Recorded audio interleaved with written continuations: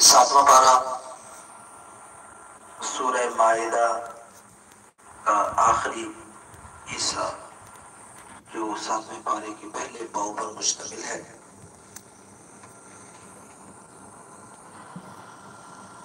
اس کی ابتدا میں پہلے نصارہ کا تذکرہ ہے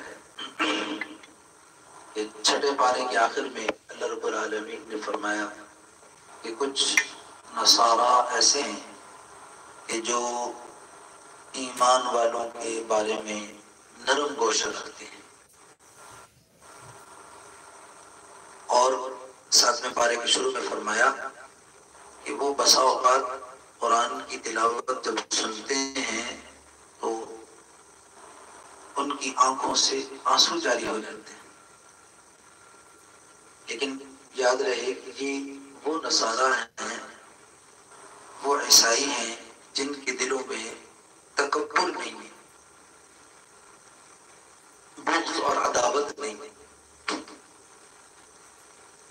وہ نصارہ قرآن سنتے ہیں تو ان کی آنکھوں سے آنسو جاری ہو جاتے ہیں. اور اس میں بھی اس واقعے کی طرف اشارہ ہے کہ جب مکہ مکرمہ میں رسول کریم صلی اللہ علیہ وسلم نے دعوت شروع فرمائی اسلام کی، تو مشرکین مکہ نے ظلم و ستم کے پہاڑ توڑ دیے، ظلم و ستم کی انتہا کر دی. تو رسول کریم صلی اللہ علیہ وسلم کی اجازت سے اور حکم سے حبشہ کی طرف مسلمانوں نے ہجرت فرمائی.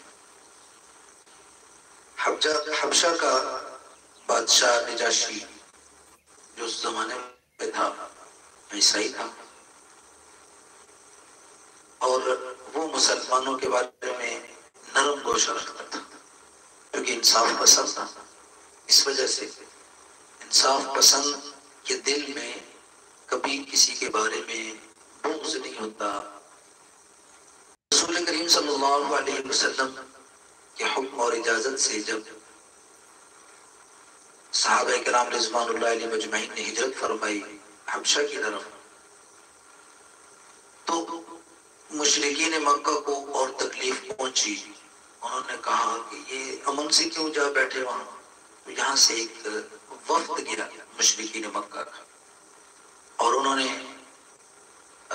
کچھ تحائف اور ہدایا لے کر گئے، بادشاہ کے دربار میں پیش کیے، بادشاہ کی خدمت میں. اور جو بادشاہ کے قریبی وزراء تھے اور جو ان کے مذہبی پیشوا تھے ان کی خدمت میں وہ تحفے اور ہدایا پیش کیے، اور پھر اپنا مدعا بیان کیا. یہ کچھ لوگ ہیں جو بے دین ہو گئے ہیں، انہوں نے دین چھوڑ دیا اپنے آباء و اجداد کا، اب ان کو ہمارے ساتھ واپس بھیج دیں. تو حبشہ کے بادشاہ نے ان کی بات سنی، اور پھر مسلمان جو وہاں تشریف لائے ہوئے تھے ہجرت کر کے، ان کو بلوایا کہ آئیں اپنا معاملہ ہمارے سامنے رکھیں. تو مسلمانوں کے اس وقت جو امیر بنائے گئے تھے سیدنا حضرت جعفر طیار رضی اللہ تعالیٰ عنہ، جو کہ رسول کریم صلی اللہ علیہ وسلم کے چچا زاد بھائی ہیں، اور سیدنا علی المرتضیٰ رضی اللہ تعالیٰ عنہ کے بڑے بھائی ہیں، ان کو وفد والوں نے اپنا نمائندہ بنا کے بادشاہ کے دربار میں پیش کیا. تو سیدنا جعفر طیار رضی اللہ تعالیٰ عنہ نے جب قرآن پڑھ کے سنایا سورہ مریم کی آیات، تو وہ اتنے متاثر ہوئے کہ وہ سب بادشاہ سمیت سب رونے لگے، اور ان کے وزراء اور مذہبی پیشوا سب قرآن سن رہے ہیں اور ان کی آنکھوں سے آنسو جاری. اس لیے قرآن فرماتے ہیں، قرآن میں اللہ فرماتے ہیں وَإِذَا سَمِعُوا مَا أُنزِلَ إِلَى الرَّسُولِ تَرَىٰ أَعْيُنَهُمْ تَفِيضُ من الدمع مما عرفوا من الحق، حق کو انہوں نے پہچان لیا، اس لیے ان کی آنکھوں سے آپ دیکھیں گے کہ یوں موسلادھار آنسو آ رہے ہیں۔ متاثر ہوئے، انہوں نے مشرکین کے اس وفد کو واپس بھیج دیا اور ان کے جو تحائف وغیرہ تھے وہ بھی سب واپس کر دیا۔ تو اس کا ایک مطلب یہ بھی نہیں ہے کہ ہمیشہ ہی عیسائیوں کے دلوں میں ایمان والوں کے بارے میں نرم گوشہ ہوتا ہے، بلکہ تاریخ میں ایسے واقعات بھی ہیں کہ عیسائیوں نے مسلمانوں کو بدترین ظلم و ستم کا نشانہ بنایا، نقصان پہنچایا۔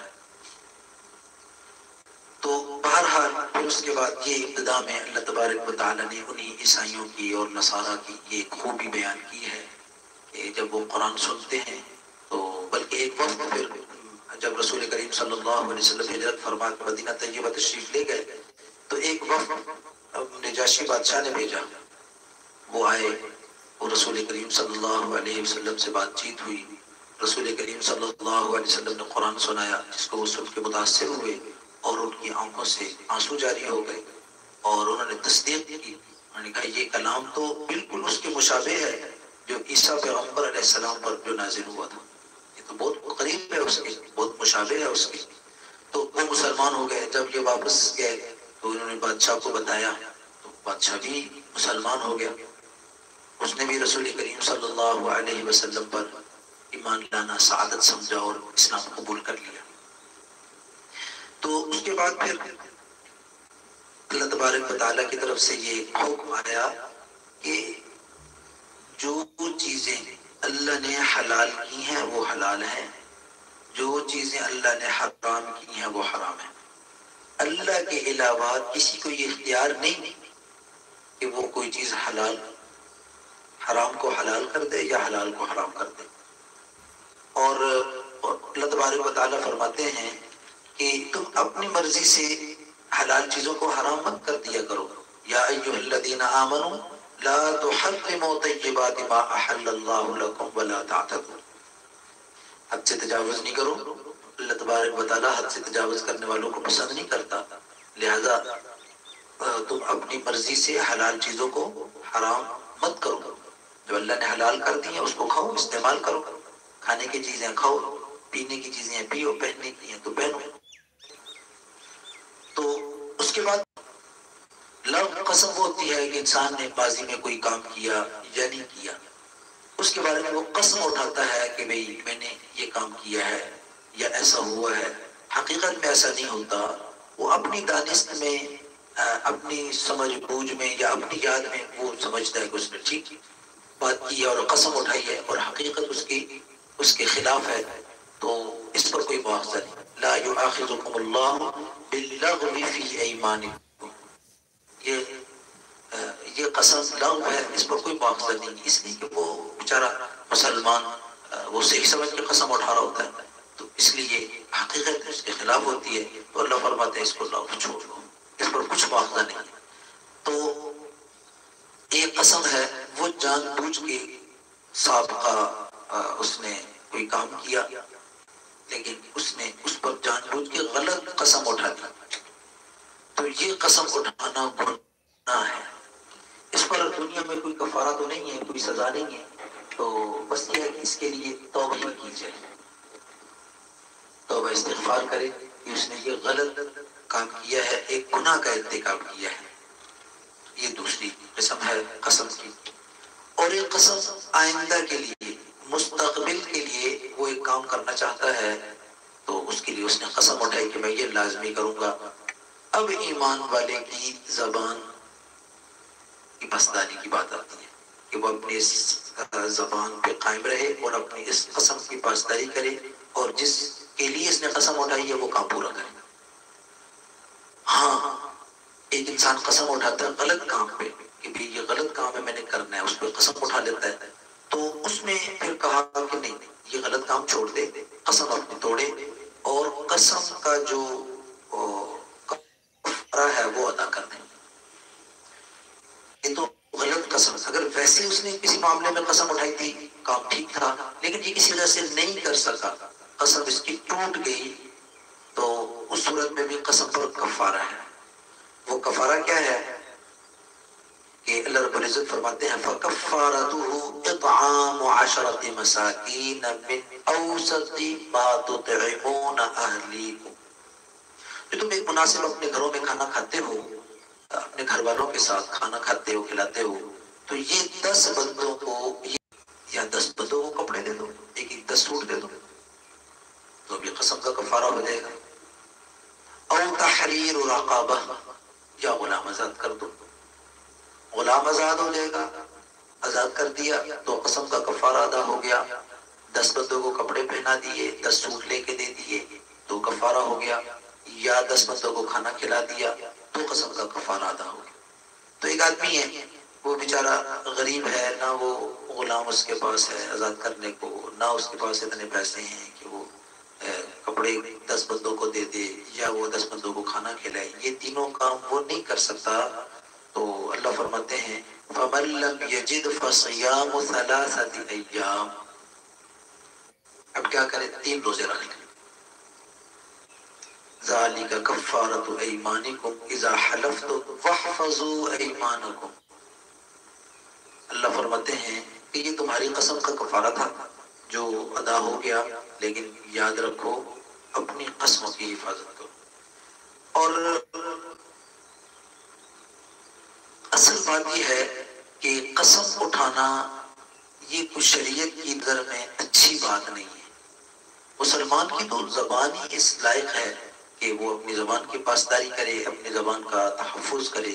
جو بات مسلمان نے اپنی زبان سے کہہ دی تو اس کو پورا کرے، یہ مسلمان کی شان ہے.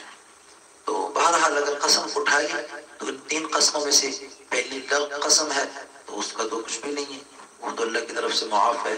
اگر جھوٹی قسم اٹھائی ہے تو اس کا تو فدیہ اور بدلہ تو کوئی نہیں ہے، بہرحال توبہ استغفار ہے. اور اگر دوسری کوئی قسم ہے تو اس کو پورا کرے. پھر اگر گناہ والی قسم اٹھا لی گناہ کے کام میں تو پھر قسم توڑنا ضروری ہے، گناہ کا کام کرنے کی اجازت نہیں. تو اس کے بعد پھر اللہ تبارک و تعالیٰ فرماتے ہیں شکار کے بارے میں. شکار کا ایک مسئلہ آ جاتا ہے کہ محرم جس نے احرام باندھا ہوا ہے، احرام باندھا ہوا ہے، احرام کی حالت میں شکار کی اجازت نہیں ہے. احرام کی حالت میں شکار کی اجازت نہیں ہے. پھر شکار جو ہے نا وہ چاہے حلال جانور کا ہے یا کسی حرام جانور کو اس نے مار دیا ہے. تو حلال جانور کا ہے تو اس جانور کے بقدر صدقہ کرنا ضروری ہے، صدقہ کر دے یا اس قیمت کا حلال جانور. یا بعد میں کہا کہ نہیں، اگر حرام جانور ہے تو اس کا صرف ایک بکری صدقہ کر دیں. ہاں، لیکن یہ وہ جانور ہیں، یہ وہ شکار ہے جو خشکی کا ہے.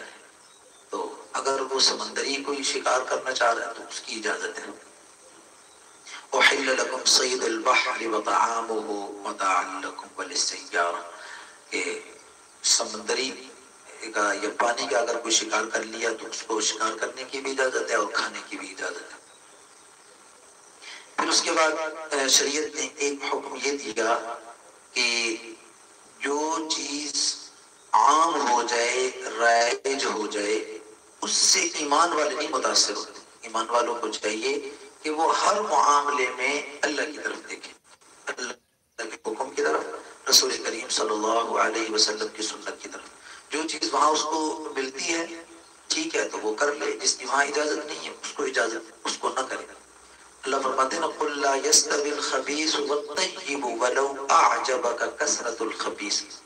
کبھی ایسا ہو جاتا ہے کہ ایک چیز عام ہو جاتی ہے اور رائج ہو جاتی ہے تو شریعت کی نظر میں وہ ٹھیک نہیں ہے، تو وہ ٹھیک نہیں ہے، وہ غلط ہے. اس لیے ایمان والے کو چاہیے کہ وہ نہ زمانے کو دیکھے نہ زمانے کی چال کو دیکھے، وہ اللہ اور اس کے رسول کی طرف دیکھے. جو اللہ رسول کا حکم ہے اس کو پورا کرنا یہ ایمان والے کے ذمے اور ایمان والے کی شان ہے. اور اگر وہ زمانے کو دیکھیں تو زمانے کو کیا دیکھتے ہیں؟ زمانہ کیا ہوتا ہے، لوگ کیا ہوتے ہیں. تو اس لیے وَلَوْ أَعْجَبَكَ كَثْرَةُ الْخَبِيثِ، اللہ اکبر. اللہ تبارک و تعالیٰ فرماتے ہیں کہ تمہیں اس کا کثرت میں آ جانا تعجب میں نہ ڈال دے، پریشان نہ کر دے. جس طرح ہمارے ہاں کسی بھی بات کا ایک فیشن بن جاتا ہے اور انسان اس کو فیشن سمجھ کے قبول کر لیتا ہے، کہتے ہیں لوگ یہ سارے لوگ کرتے ہیں. تو جب یہ انسان کہتا ہے نا کہ اکثر لوگ ایسے کرتے ہیں، یہ سارے پاگل ہیں، تو قرآن نے عجیب بات ارشاد فرمائی. قرآن کہتا ہے، قرآن کے الفاظ ہیں کہ اکثر لوگ ولکن اکثرهم لا یعقلون ولکن اکثر الناس لا یؤمنون. اکثر تو ایمان والے نہیں، اکثروں کے پاس تو عقل نہیں ہے، اکثر لوگ تو جانتے ہی نہیں ہیں. تو زمانے کی چال کو نہیں دیکھنا، زمانے کے فیشن کو نہیں دیکھنا، اور دنیا کی اتار چڑھاؤ کو نہیں دیکھنا. کیا دیکھنا ہے؟ اللہ کا حکم دیکھنا ہے، رسول کریم صلی اللہ علیہ وسلم کا حکم دیکھنا ہے. پھر اس کے بعد ایک حکم یہ دیا کہ بلا وجہ کسی کی ٹو نہیں لگانی، کسی کی جاسوسی نہیں کرنی، اور بلا وجہ سوالات نہیں کرنے کی. اس کا کیا مطلب ہے جی، اس کا کیا مطلب ہے؟ یعنی ایک بات، ایک مسئلہ پتہ چل گیا، بس عمل کرو، پھر وہ بال کی کھال نہیں ادھیڑنی. یا ایھا الذین آمنوا لا تسألوا عن اشیاء ان تبد لکم تسؤکم. یہاں پر بھی ایک واقعہ پیش آیا کہ رسول کریم صلی اللہ علیہ وسلم نے جب حج کے بارے میں حکم دیا تو ایک صحابی رضی اللہ تعالیٰ نے پوچھا کہ یا رسول اللہ، حج ہر سال حج فرض ہے، ہر سال حج لازم ہے؟ تو رسول کریم صلی اللہ علیہ وسلم نے تیز نظروں سے دیکھا اور اس کو ناپسند فرمایا. تو بعد میں ارشاد فرمایا کہ کیا اگر میں کہہ دیتا کہ ہر سال حج فرض ہے تو کیا یہ سارے لوگ ہر سال حج کر سکتے ہیں؟ تو اس لیے یہ منع کر دیا کہ جتنا حکم پتہ چل گیا بس اتنا ہی عمل کرو، جو بات پتہ چل گئی ہے بس اسی طرح کرو. اور یہ بات تو، یہ عادت تو یہود کی ہے، وہ بلا وجہ سوالات کرتے رہتے تھے. اور سوال جب ظاہر ہے کہ بار بار سوال کریں گے تو احکامات میں سختی آنی شروع ہو جائے گی. جب احکامات میں سختی ہوگی تو پھر عمل کرنا مشکل ہو جائے گا. تو یہود ایسے ہی کرتے تھے، جب وہ سب پہلے سوالات کرتے رہتے تھے، پھر جب پھنس جاتے پھر انکار کر دیتے، پھر عمل نہ کر سکتے. اب اس لیے رسول کریم صلی اللہ علیہ وسلم نے اور اللہ تبارک و تعالیٰ نے یہ سوالات سے ہی منع کر دیا، کثرت سوال نہیں، بس جو حکم مل گیا اس کو سنو اور عمل کرو. اور اس کے بعد اللہ تبارک و تعالیٰ نے اس کے بارے میں فرمایا کہ یا ایھا الذین آمنوا علیکم انفسکم لا یضرکم من ضل اذا اہتدیتم. کہ اے ایمان والو اپنے آپ کو نقصان نہ پہنچاؤ. جو اللہ کی طرف سے حکم آ گیا ہے اس کو پورا کرو، اور یاد رکھو کہ جس نے اللہ رسول کے حکم کو مان لیا، جس نے ہدایت کو قبول کر لیا، اس کا نفع اس کو ملے گا، اور جس نے انکار کر دیا تو گمراہی خدا تسلیم کر لیا. تو اللہ تبارک و تعالیٰ عیسیٰ علیہ السلام سے قیامت کے دن پوچھیں گے، عیسیٰ علیہ السلام سے قیامت کے دن پوچھیں گے اور پہلے اپنے نعمتوں کو یاد کروائیں گے. اللہ فرمائیں گے اذ قال اللہ یا عیسیٰ ابن مریم اذکر نعمتی علیک وعلی والدتک اذ ایدتک بروح القدس تکلم الناس فی المہد وکہلا. کہ عیسیٰ ابن مریم، یاد کرو اس وقت کو کہ جب اللہ تبارک و تعالیٰ عیسیٰ ابن مریم سے فرمائیں گے کہ یاد کرو اس نعمت کو جو میں نے تم پر کی اور تمہاری والدہ پر کی، اور جب تجھے بولنے کی طاقت دی، کہ جب آپ بوڑھے میں تھے، تو یہ بڑا انعام تھا اللہ کی طرف سے. اور اس الزام کا جواب تھا جو عیسیٰ ابن مریم علیہ السلام کی والدہ پر، حضرت مریم علیہ السلام پر جو الزام بہتان باندھ رہے تھے، تو اسے یہ تو اللہ تبارک و تعالیٰ کی طرف سے بہت بڑا اعزاز تھا. تو اس لیے اللہ تبارک و تعالیٰ نے ان ساری نعمتوں کو ذکر فرمایا. اور اس کے بعد پھر عیسیٰ علیہ السلام پھر جو ہے جب عیسیٰ علیہ السلام سے اللہ رب العالمین یہ سوال کریں گے کہ اذ قال اللہ یا عیسیٰ ابن مریم اانت قلت للناس اتخذونی وأمی الہین من دون اللہ. اللہ تبارک و تعالیٰ پوچھیں گے قیامت کے دن کہ آپ نے ان لوگوں کو کہا تھا، آپ نے کہا تھا کہ مجھے اور میری والدہ کو الہ بنا لو. تو اللہ اکبر، عیسیٰ علیہ السلام خوف سے کانپ جائیں گے اور وہ آگے سے عرض کریں گے قال سبحانک ما یکون لی ان اقول ما لیس لی بحق ان كنت قلت فقد علمت تعلم ما في نفسي ولا اعلم ما في نفسك انك انت علام الغیوب.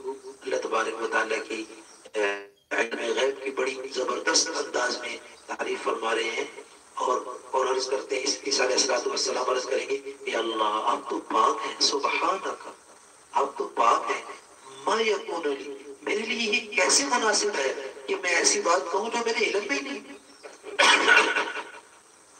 جو بات میرے علم میں نہیں ہے.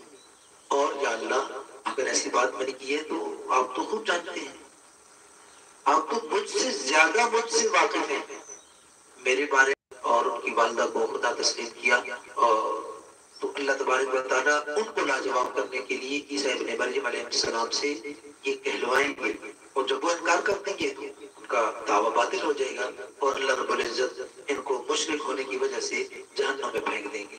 اور عیسیٰ علیہ السلام کیا فرمائیں گے ان تعذبهم فانهم عبادك یا اللہ انہوں نے جو جھوٹا دعویٰ کیا جو انہوں نے غلط بات کی تو میرا تو اختیار ہی نہیں تھا تو میرے سامنے تو ہوا نہیں تو یا اللہ آپ دیکھ لیں اگر آپ کے بندے ہیں آپ ان کو عذاب دیں تو آپ کے بندے ہیں اب ان کو معاف کر دیں تو آپ غالب ہیں اور طاقت اور قوت کے مالک ہیں تو جس طرح آپ چاہیں آپ کر سکتے ہیں. تو پھر اس آیت سورت کے آخر میں پھر اللہ تبارک و تعالیٰ نے ایمان والوں کا تذکرہ فرمایا کہ اللہ فرماتے ہیں یوم قال اللہ ھذا یوم ینفع الصادقین صدقهم یہ وہ دن ہے آج قیامت کا وہ دن ہے کہ سچے لوگوں کو ان کی سچائی کام دے گی سچے لوگوں کو ان کی سچائی کام دے گی. کیا کام دے گی کہ ان کے لیے باغات جن کے نیچے نہریں اور ایسی باغات کہ خالدین فیہا ابدا ان باغات میں یہ سچے لوگ ہمیشہ رہیں گے اور اس حال میں رہیں گے کہ رضی اللہ عنہم ورضوا عنہ اللہ ان سے راضی وہ اللہ سے راضی اور یہ بہت بڑی کامیابی ہے.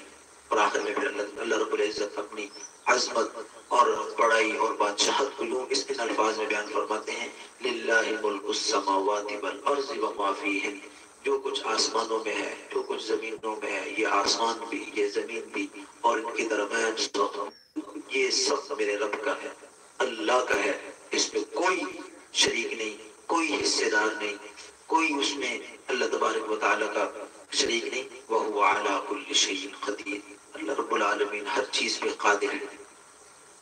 تو یہ سورہ مائدہ تھی. اب سورہ انعام جو ہے یہ مکی ہے جیسا کہ آپ کو معلوم ہے کہ آپ کی خدمت میں پہلے عرض کیا کہ مکی صورتوں میں زیادہ تر 3 مسائل کو بیان کیا ہے توحید رسالت اور آخرت توحید رسالت اور آخرت.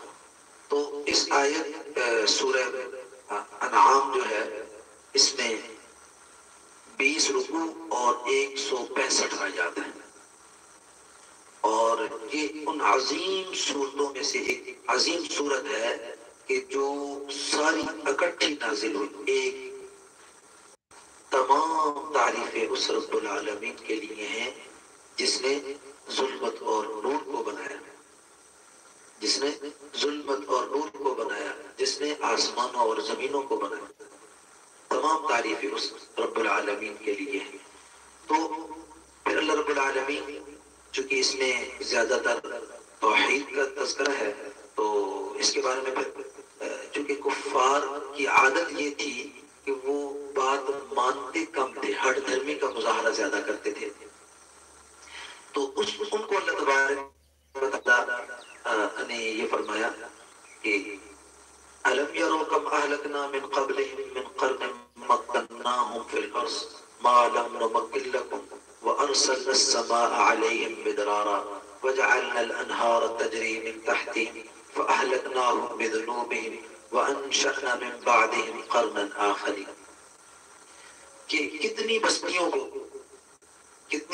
آپ نے دیکھا نہیں کتنی بستیوں کو ہم نے ہلاک کیا اس وجہ سے کہ انہوں نے شرک کیا انہوں نے اللہ کی وحدانیت کا انکار کیا اور انہوں نے بغاوت اختیار کی، حالانکہ اللہ رب العالمین نے ان پر جو ہے وہ موسلادھار بارش برسائی اور ان کو باغات عطا کیے اور بڑی نعمتیں عطا کی، لیکن جب انہوں نے نافرمانی کی، اللہ فرماتے ہیں فَأَهْلَكْنَاهُمْ بِذُنُوبِهِمْ، ہم نے ان کے گناہوں کی بدولت، ان کے گناہوں کی وجہ سے ہم نے ان سب کو ہلاک کر دیا۔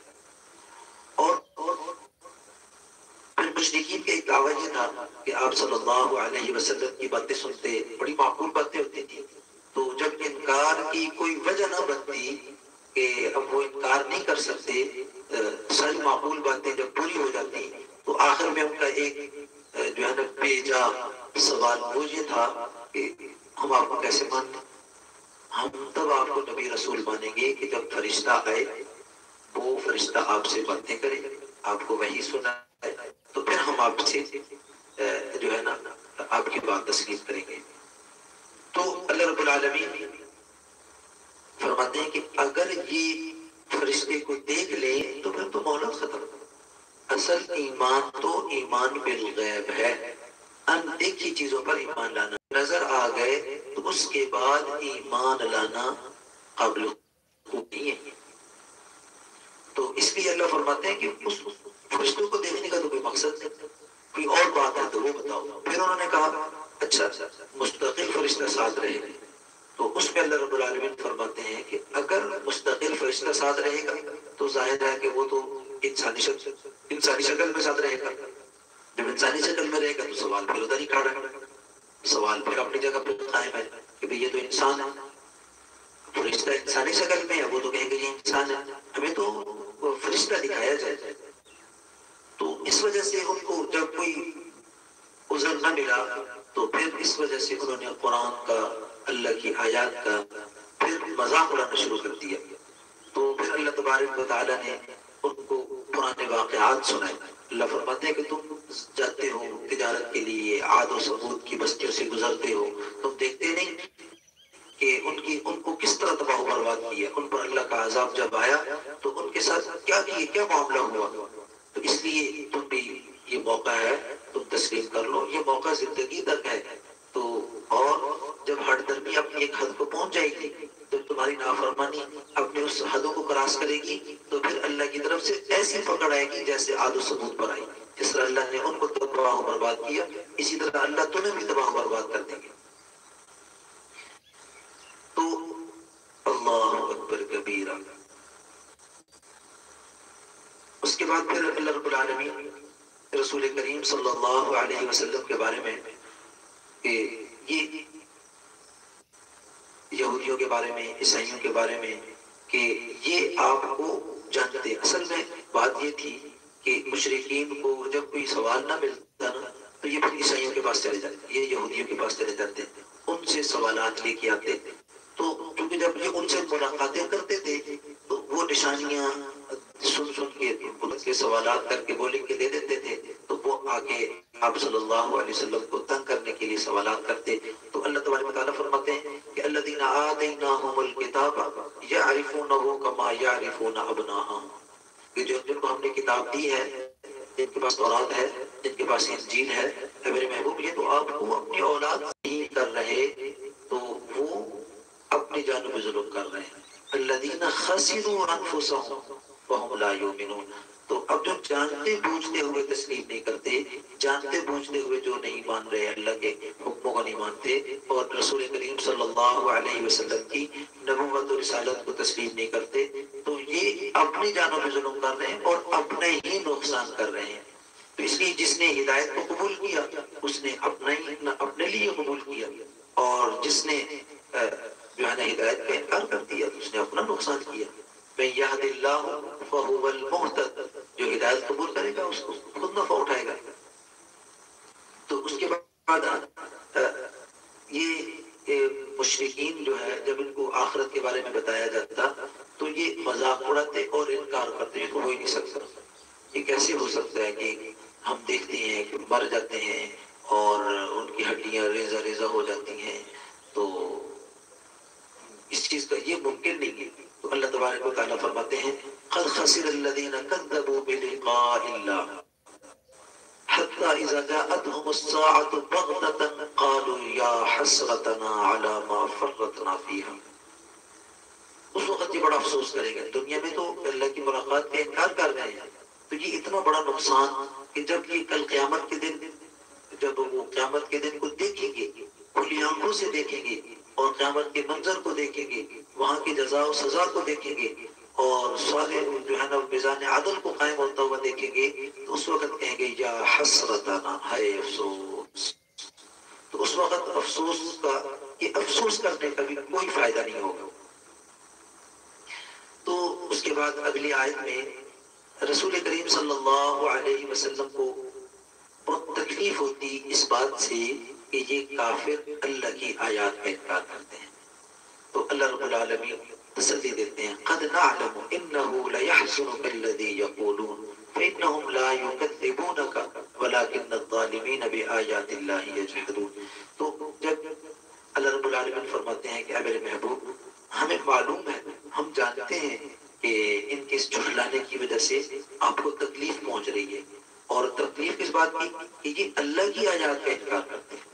اب ظاہر ہے کہ رسول کریم صلی اللہ علیہ وسلم کی جو ہے نا وہ رحیم و کریم ذات انہم لا یعلمون، مارے کھا کر بھی ان کو دعائیں دے رہے ہیں، لیکن تکلیف کس بات پر ہو رہی ہے کہ یہ اللہ رب العالمین کی آیات کا انکار کرتے ہیں.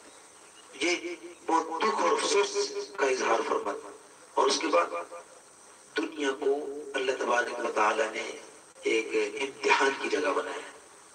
تو ایک ہے امتحان کی جگہ اور ایک ہے اللہ کی قدرت کا نشان. تو اللہ فرماتے ہیں اگر اللہ چاہے تو سب کو یہ ہدایت یافتہ بنا دے، سارے ایمان والے بن جائیں، تو پھر وہ امتحان والی بات تو ختم ہو جائے گی. پھر تو اللہ کی طاقت اور قدرت کا ہی مظہر ہوگا.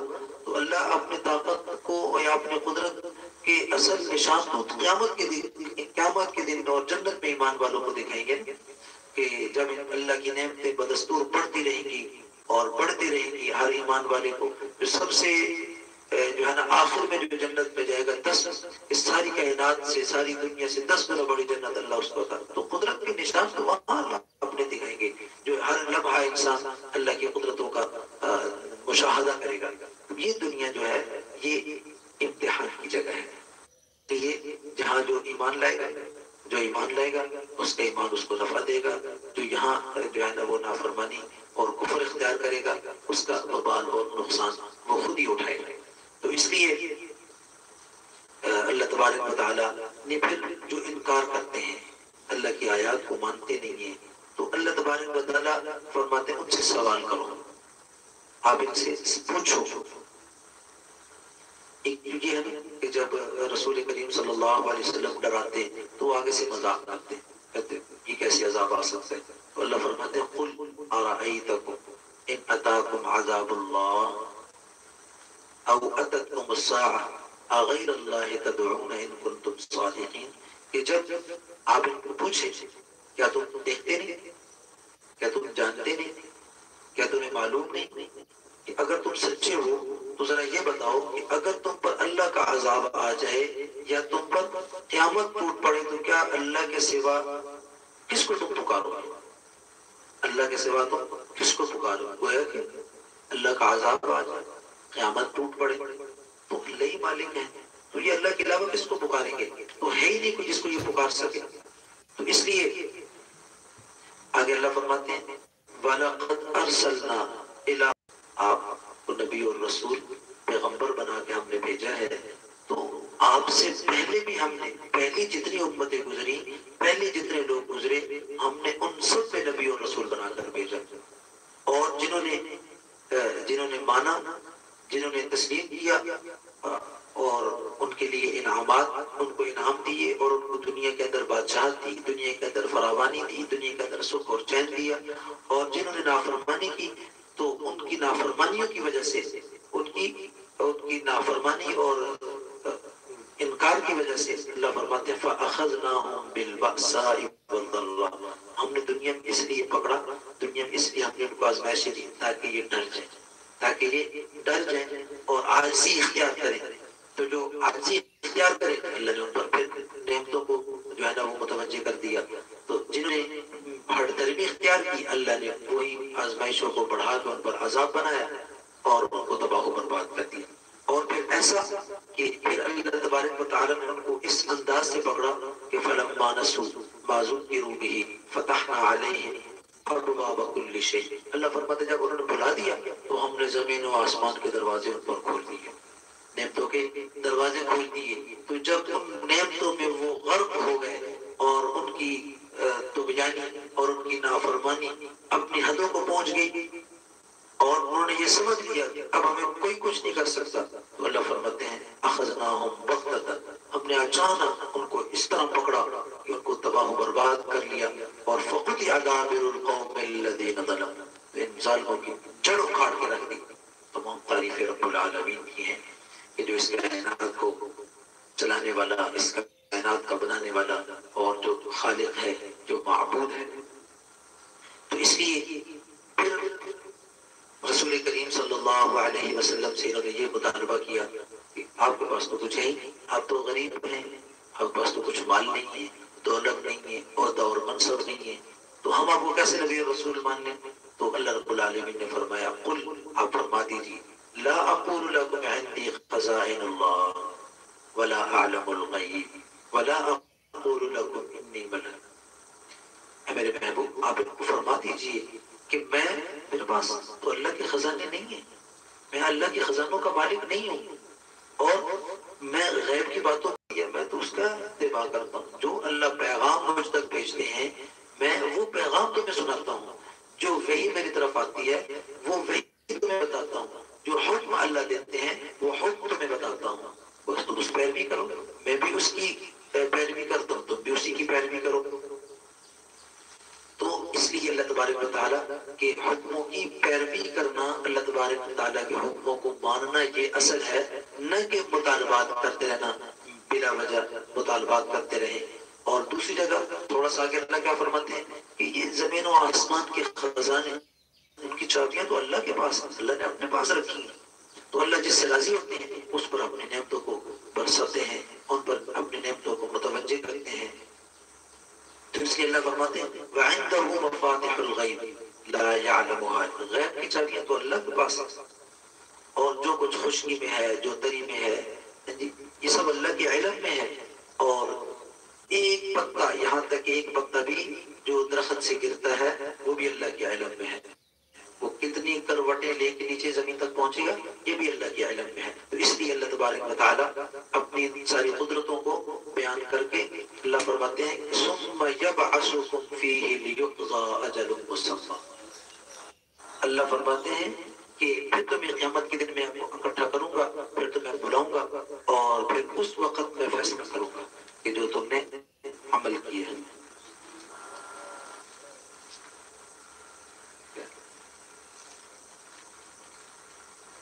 اللہ اکبر کبیرہ. اس کے بعد پھر حضرت سیدنا ابراہیم علیہ السلام کا پھر وہ واقعہ کہ جب وہ اپنی قوم کی طرف متوجہ ہوئے, قوم کو دعوت دی.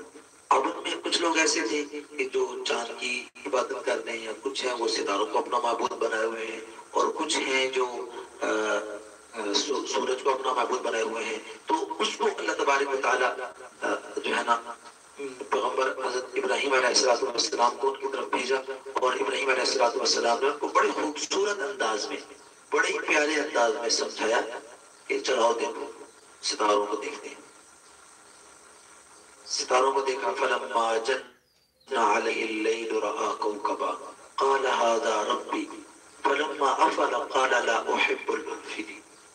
اچھا یہ ستارے ہیں, یہ تمہارے رب ہیں, چلو معبود نہیں بن سکتا, ہمارا رب جو ڈوب جائے وہ رب نہیں بن سکتا. اچھا چلو جی فلما رأى القمر بازغا, تو اب انہوں نے دیکھا چاند کو, قال هذا ربی, اچھا یہ میرا رب ہے, یہ میرا روشن. اب ستارے تھوڑے چھوٹے ہیں تو چاند اس سے کچھ بڑا ہے, تو چاند کو دیکھا یہ ان سے بڑا رب ہے. هذا ربی فلما افل, جب وہ بھی غروب ہو گیا قال لئن لم يهدني ربي لأكونن من القوم الضالين. تو یہ چاند پہ ڈوب گیا تو یہ بھی رب نہیں. فلما رأى الشمس بازغة جب سورج کو دیکھا چمکتا ہوا، کیا فرمایا؟ ھذا ربی ھذا اکبر، یہ سب سے بڑا رب ہے، یہ سب سے بڑا رب ہے۔ تو جب فلما افلت قال یا قوم انی بریء مما تشرکون، جب سورج بھی غروب ہو گیا تو فرمایا کہ میں اس شرک سے بری ہوتا ہوں، میں اس کو نہیں سمجھتا، یہ معبود اور رب نہیں سمجھتا۔ تو کیا کرتا ہوں؟ انی وجہت وجہی للذی فطر السماوات والارض حنیفا، انی وجہت وجہی للذی فطر السماوات، تو بس میں اس رب کی طرف متوجہ ہوتا ہوں، اس رب کی طرف، اس کی بارگاہ میں سر بسجد ہوتا ہوں اور اس کی وحدانیت کا اقرار کرتا ہوں اور اس کی عبادت کرتا ہوں کہ جو فطر السماوات والارض، جو زمین و آسمان کو بنانے والا ہے۔ اور صرف ایسا نہیں کہ اس رب کو بھی مانتا ہوں اس کے ساتھ کسی اور کو، نہیں نہیں، فطر السماوات والارض حنیفا، خالص یکسو ہو کر اسی کی طرف، اور وما انا من المشرکین، وما انا من المشرکین، میں مشرکین سے جو اللہ کے ساتھ شرک کرنے والے ہیں میں ان سے بری ہوں۔ تو اس کے بعد پھر اللہ تبارک و تعالیٰ نے تقریباً 16 انبیاء کا تذکرہ فرمایا، 16 انبیاء کا نام لے کر، 16 نبیوں کا نام لے کر کہ انہوں نے ان سب کو اللہ رب العالمین نے عزت دی، وحی کے بھیج کر ان کو عزت بخشی، نبی اور رسول بنا کر، اور ان سب نے قوم کو اللہ کی طرف بلایا، اللہ کی دعوت دی۔ تو جب ان تمام نبیوں نے دعوت دی اور قوم نے انکار کیا تو پھر اللہ رب العالمین نے ایک گلہ کیا کہ وما قدر اللہ حق، نعمت دینے والا، وہ زندگی دینے والا اور زندگی میں دن رات کے نظام کو بنانے والا، اولاد دینے والا، پھل پھول دینے والا، صحت تندرستی دینے والا، سب کچھ وہ دے رہا ہے اور پھر اس کے ساتھ شریک بناتے ہیں۔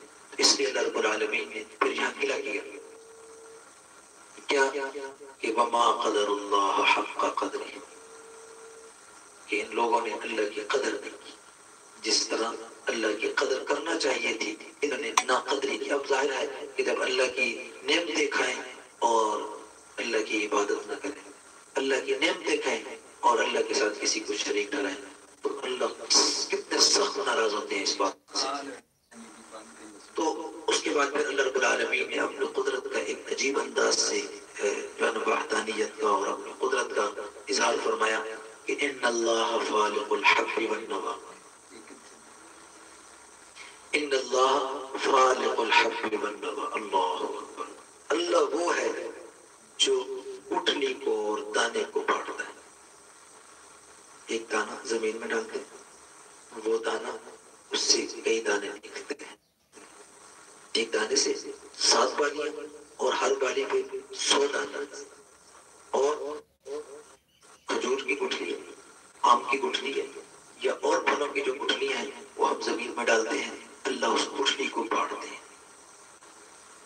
اور آگے کیا فرمایا؟ یخرج الحی من المیت ومخرج المیت من الحی، زندہ سے مردہ کو نکالتے ہیں، مردہ سے زندہ کو نکالتے ہیں۔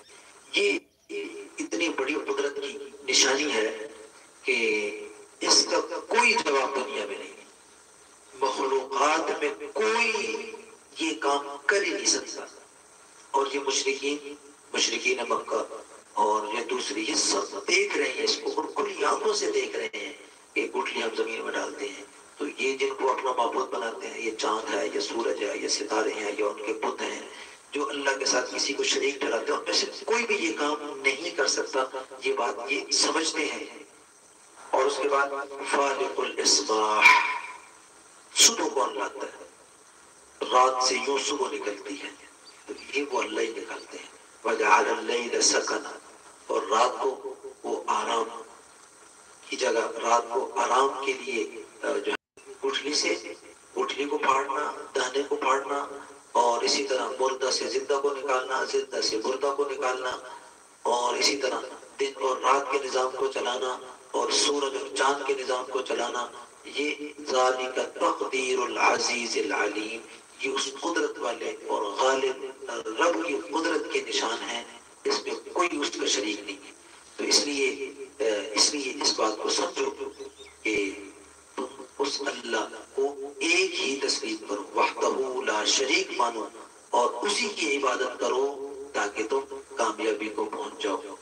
تو اس کے بعد پھر آخر میں اللہ تبارک و تعالیٰ نے پھر مزید ایک عجیب انداز سے اپنی قدرت کو بیان فرمایا کہ بدیع السماوات والارض، بدیع السماوات والارض، کہ جس نے ایک انوکھے انداز میں آسمانوں کو اور زمینوں کو بنایا۔ اب ظاہر ہے جب اللہ نے پہلا آسمان بنایا تو اس سے پہلے تو آسمان کوئی نہیں تھا، جب پہلے زمین کو بنایا تو اس سے پہلے تو کوئی زمین نہیں تھی، تو اس لیے اللہ فرماتے ہیں بدیع السماوات والارض، کہ زمین و آسمان کو ایک نئے انداز میں، ایک انوکھے انداز میں اس نے بنایا۔ تو انا یکون لہ ولد، تو جو اتنے عجائبات کا مالک ہے اور اتنے قدرتوں کا مالک ہے، تو اس کی اولاد کہاں سے آ گئی؟ اس کا بیٹا کیسے ہو سکتا ہے؟ اس کی بیوی کیسے ہو سکتی ہے؟ وہ تو ساری چیزوں کو بنانے والا ہے۔ تو جو ساری چیزوں کا خالق ہے، تو یاد رہے کہ جس کی اولاد ہو وہ تو اولاد سے مجبور ہو جاتا ہے، جو جس کی بیوی ہے وہ بیوی سے مجبور ہو جاتا ہے۔ تو اللہ تو نہیں کسی سے مجبور ہوتا۔ جب اللہ کسی سے مجبور نہیں ہوتا تو پتہ چلا کہ اللہ کی اولاد بھی نہیں ہے، اللہ کی بیوی بھی نہیں ہے، وہ ان تمام چیزوں سے پاک ہے۔ اور پھر ہمیں ایک دفعہ پھر حکم دیا کہ اتبع ما اوحی الیک من ربک، اتبع ما اوحی الیک من ربک، آپ اپنے رب کی طرف سے جو وحی آ رہی ہے بس اس کی پاسداری کریں، بس اس کی اتباع کریں، بس اسی کے مطابق اپنی زندگی کو گزاریں۔ اور یہ جو مشرک جو مطالبے کرتے ہیں، یہ مشرکین جو کام کرتے ہیں، ان سے اعراض کریں۔ یہ تسلیم کریں گے تو ان کا اپنا نفع، تسلیم انکار کریں گے تو یہ خود ہی نقصان اٹھائیں گے، لہذا آپ ان کو چھوڑ دیں۔ اور اس کے بعد ایک بڑا زبردست حکم ہے کہ آج ہم مسلمان بھی بڑی نالائقی میں ایسی حرکتیں کرنے کی اجازت نہیں ہے۔ جتنے بھی باطل فرقے ہیں جو ان کی بنیاد کوئی بھی ہو، ان کو گالیاں دینے کی اجازت، وَلَا تَسُبُّوا الَّذِينَ يَدْعُونَ مِن دُونِ اللَّهِ، جو اللہ کے علاوہ کسی اور کی عبادت کرتے ہیں ان کو گالیاں نہ دیں۔ تو گویا اس چلا کہ گالی دینا کوئی اچھی بات نہیں ہے، گالی دینا کوئی خوبی والی بات نہیں ہے، گالی دینا کوئی کمال والی بات نہیں ہے۔ تو یہ مشرک ہیں، اللہ کے ساتھ شریک ٹھہراتے ہیں، تو کرتے رہیں، اپنا نقصان کرتے ہیں۔ اگر وہ بد زبانی کرتے ہیں تو وہ کرتے رہیں، لیکن تمہارے لیے، ایمان والوں کے لیے یہ مناسب نہیں ہے کہ وہ گالی نہ دیں۔ تو اس سے ایک بات یہ بھی پتہ چلی کہ جب کافروں کو گالی دینے کی اجازت نہیں تو مسلمان کو تو بطریقہ اولا گالی دینے کی اجازت نہیں۔ اس کی حدیث پاک میں رسول کریم صلی اللہ علیہ وسلم نے فرمایا کہ مومن کو گالی دینا فسق ہے اور مومن کو قتل کرنا یہ کفر ہے۔ تو اس سے یہ پتہ چلا کہ گالیاں نہیں دینی چاہیے۔ وَلَا تَسُبُّوا الَّذِينَ يَدْعُونَ مِن دُونِ اللَّهِ، یہ جو مشرک ہیں آپ ان کو گالیاں نہ دیں۔ اگر آپ نے گالی دی تو ہوگا کیا؟ وہ تو بےہودہ لوگ ہیں، بے وقوف لوگ ہیں، نااہل اور جاہل لوگ ہیں۔ جب ان کو تم گالیاں دو گے تو وہ تمہارے حقیقی رب کو گالیاں دیں گے، وہ تمہارے رب کو گالیاں دیں گے۔ تو گویا کہ تم اپنے اللہ کو گالی دلوانے کا سبب بنے، تو یہ کوئی اچھی بات نہیں ہے۔ اس لیے آپ ان کو گالیاں نہ دیں تاکہ وہ بھی جو ہے نا وہ آپ کے صحیح رب کو بھی گالیاں نہ دیں، سچے رب کو بھی گالیاں نہ دیں، سچے پیغمبر کو بھی وہ گالیاں نہ دیں۔ تو بہرحال ان کا معاملہ تو یہ ہے کہ كَذَلِكَ زَيَّنَّا لِكُلِّ أُمَّةٍ عَمَلَهُمْ، تو ہم نے ان کے لیے ان کے عملوں کو خوشنما بنا رکھا ہے کہ جس میں وہ بس اس میں آگے بڑھ رہے ہیں اور اپنے نقصانات کو جمع کر رہے ہیں، تو یہ تو اپنا نقصان کر رہے ہیں۔ بہرحال آپ ان کو گالیاں نہ دیں تاکہ وہ بھی آپ کو گالیاں نہ دیں اس کے بدلے میں۔ تو اس طرح یہ قرآن مجید یہ 7ویں پارے میں اللہ تبارک و تعالیٰ نے زیادہ تر اپنی توحید اور وحدانیت کو بیان فرمایا، اور اس کو مختلف انداز میں مختلف طریقوں سے، کہیں سوال و جواب کی شکل میں، کہیں انبیاء کی دعوت کی شکل میں، کہیں اپنی قدرت کے نشانات کی شکل میں اللہ نے اپنی توحید اور وحدانیت کو بیان فرمایا تاکہ اللہ کی وحدانیت کو تسلیم کیا جائے، اور اللہ کی وحدانیت کو تسلیم کرنا ہی اصل ہے۔ یہ ایمان کی بڑی علامت، بڑی نشانی ہے۔ کرے اور قرآن مجید کو حق اور سچ کتاب تسلیم کرے، اللہ کی طرف سے نازل شدہ، اور آخرت کو تسلیم کرے۔ اللہ تبارک و تعالی ہم سب کو ایمان کامل نصیب فرمائے اور ہمارے لیے اپنی رضا کا اعلان فرمائے۔ واخر یہ 7واں پارہ سورہ مائدہ کا آخری حصہ جو 7ویں پارے کے پہلے پاؤں پر مشتمل ہے۔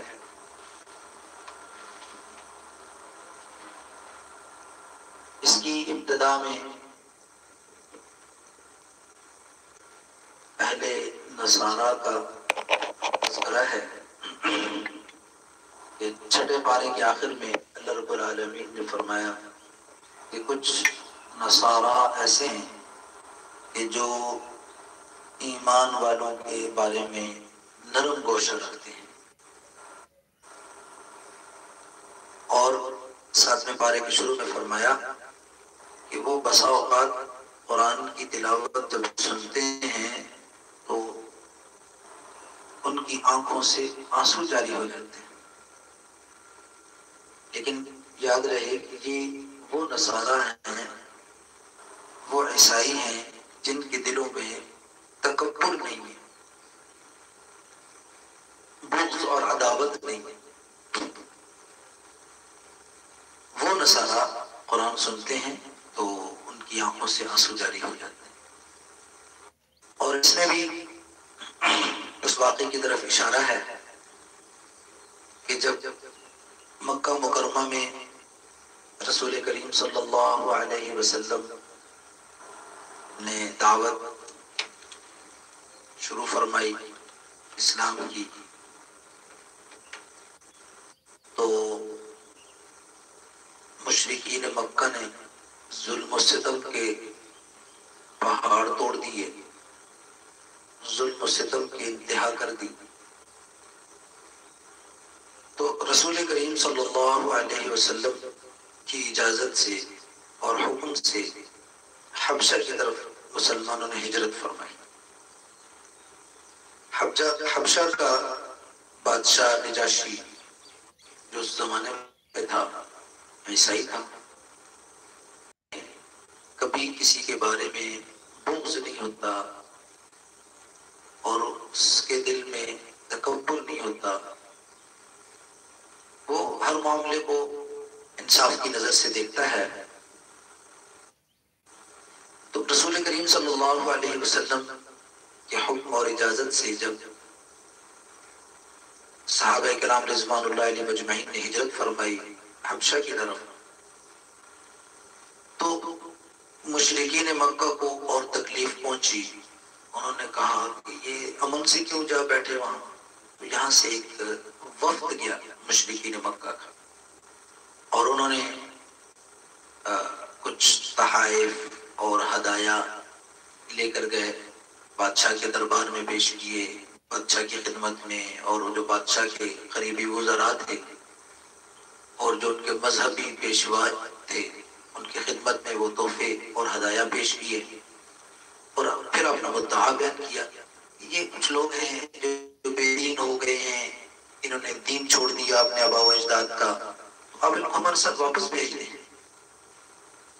تو حبشہ کے بادشاہ نے ان کی بات سنی، اور پھر مسلمان جو وہاں تشریف لائے ہوئے تھے ہجرت کر کے، ان کو بلوایا کہ آئیں اپنا معاملہ ہمارے سامنے رکھیں۔ تو مسلمانوں کے اس وقت جو امیر بنائے گئے تھے سیدنا حضرت جعفر طیار رضی اللہ تعالیٰ عنہ، جو کہ رسول کریم صلی اللہ علیہ وسلم کے چچا زاد بھائی ہیں، اور سیدنا علی المرتضیٰ رضی اللہ تعالیٰ عنہ کے بڑے بھائی ہیں، ان کو وفد والوں نے اپنا نمائندہ بنا کے بادشاہ کے دربار میں پیش کیا۔ تو سیدنا جعفر طیار رضی اللہ تعالیٰ عنہ نے جب قرآن پڑھ کے سنایا سورہ مریم کی آیات، تو وہ اتنے متاثر ہوئے کہ وہ سب بادشاہ سمیت سب رونے لگے، اور ان کے وزراء اور مذہبی پیشوا سب قرآن سن رہے ہیں اور ان کی آنکھوں سے آنسو جاری۔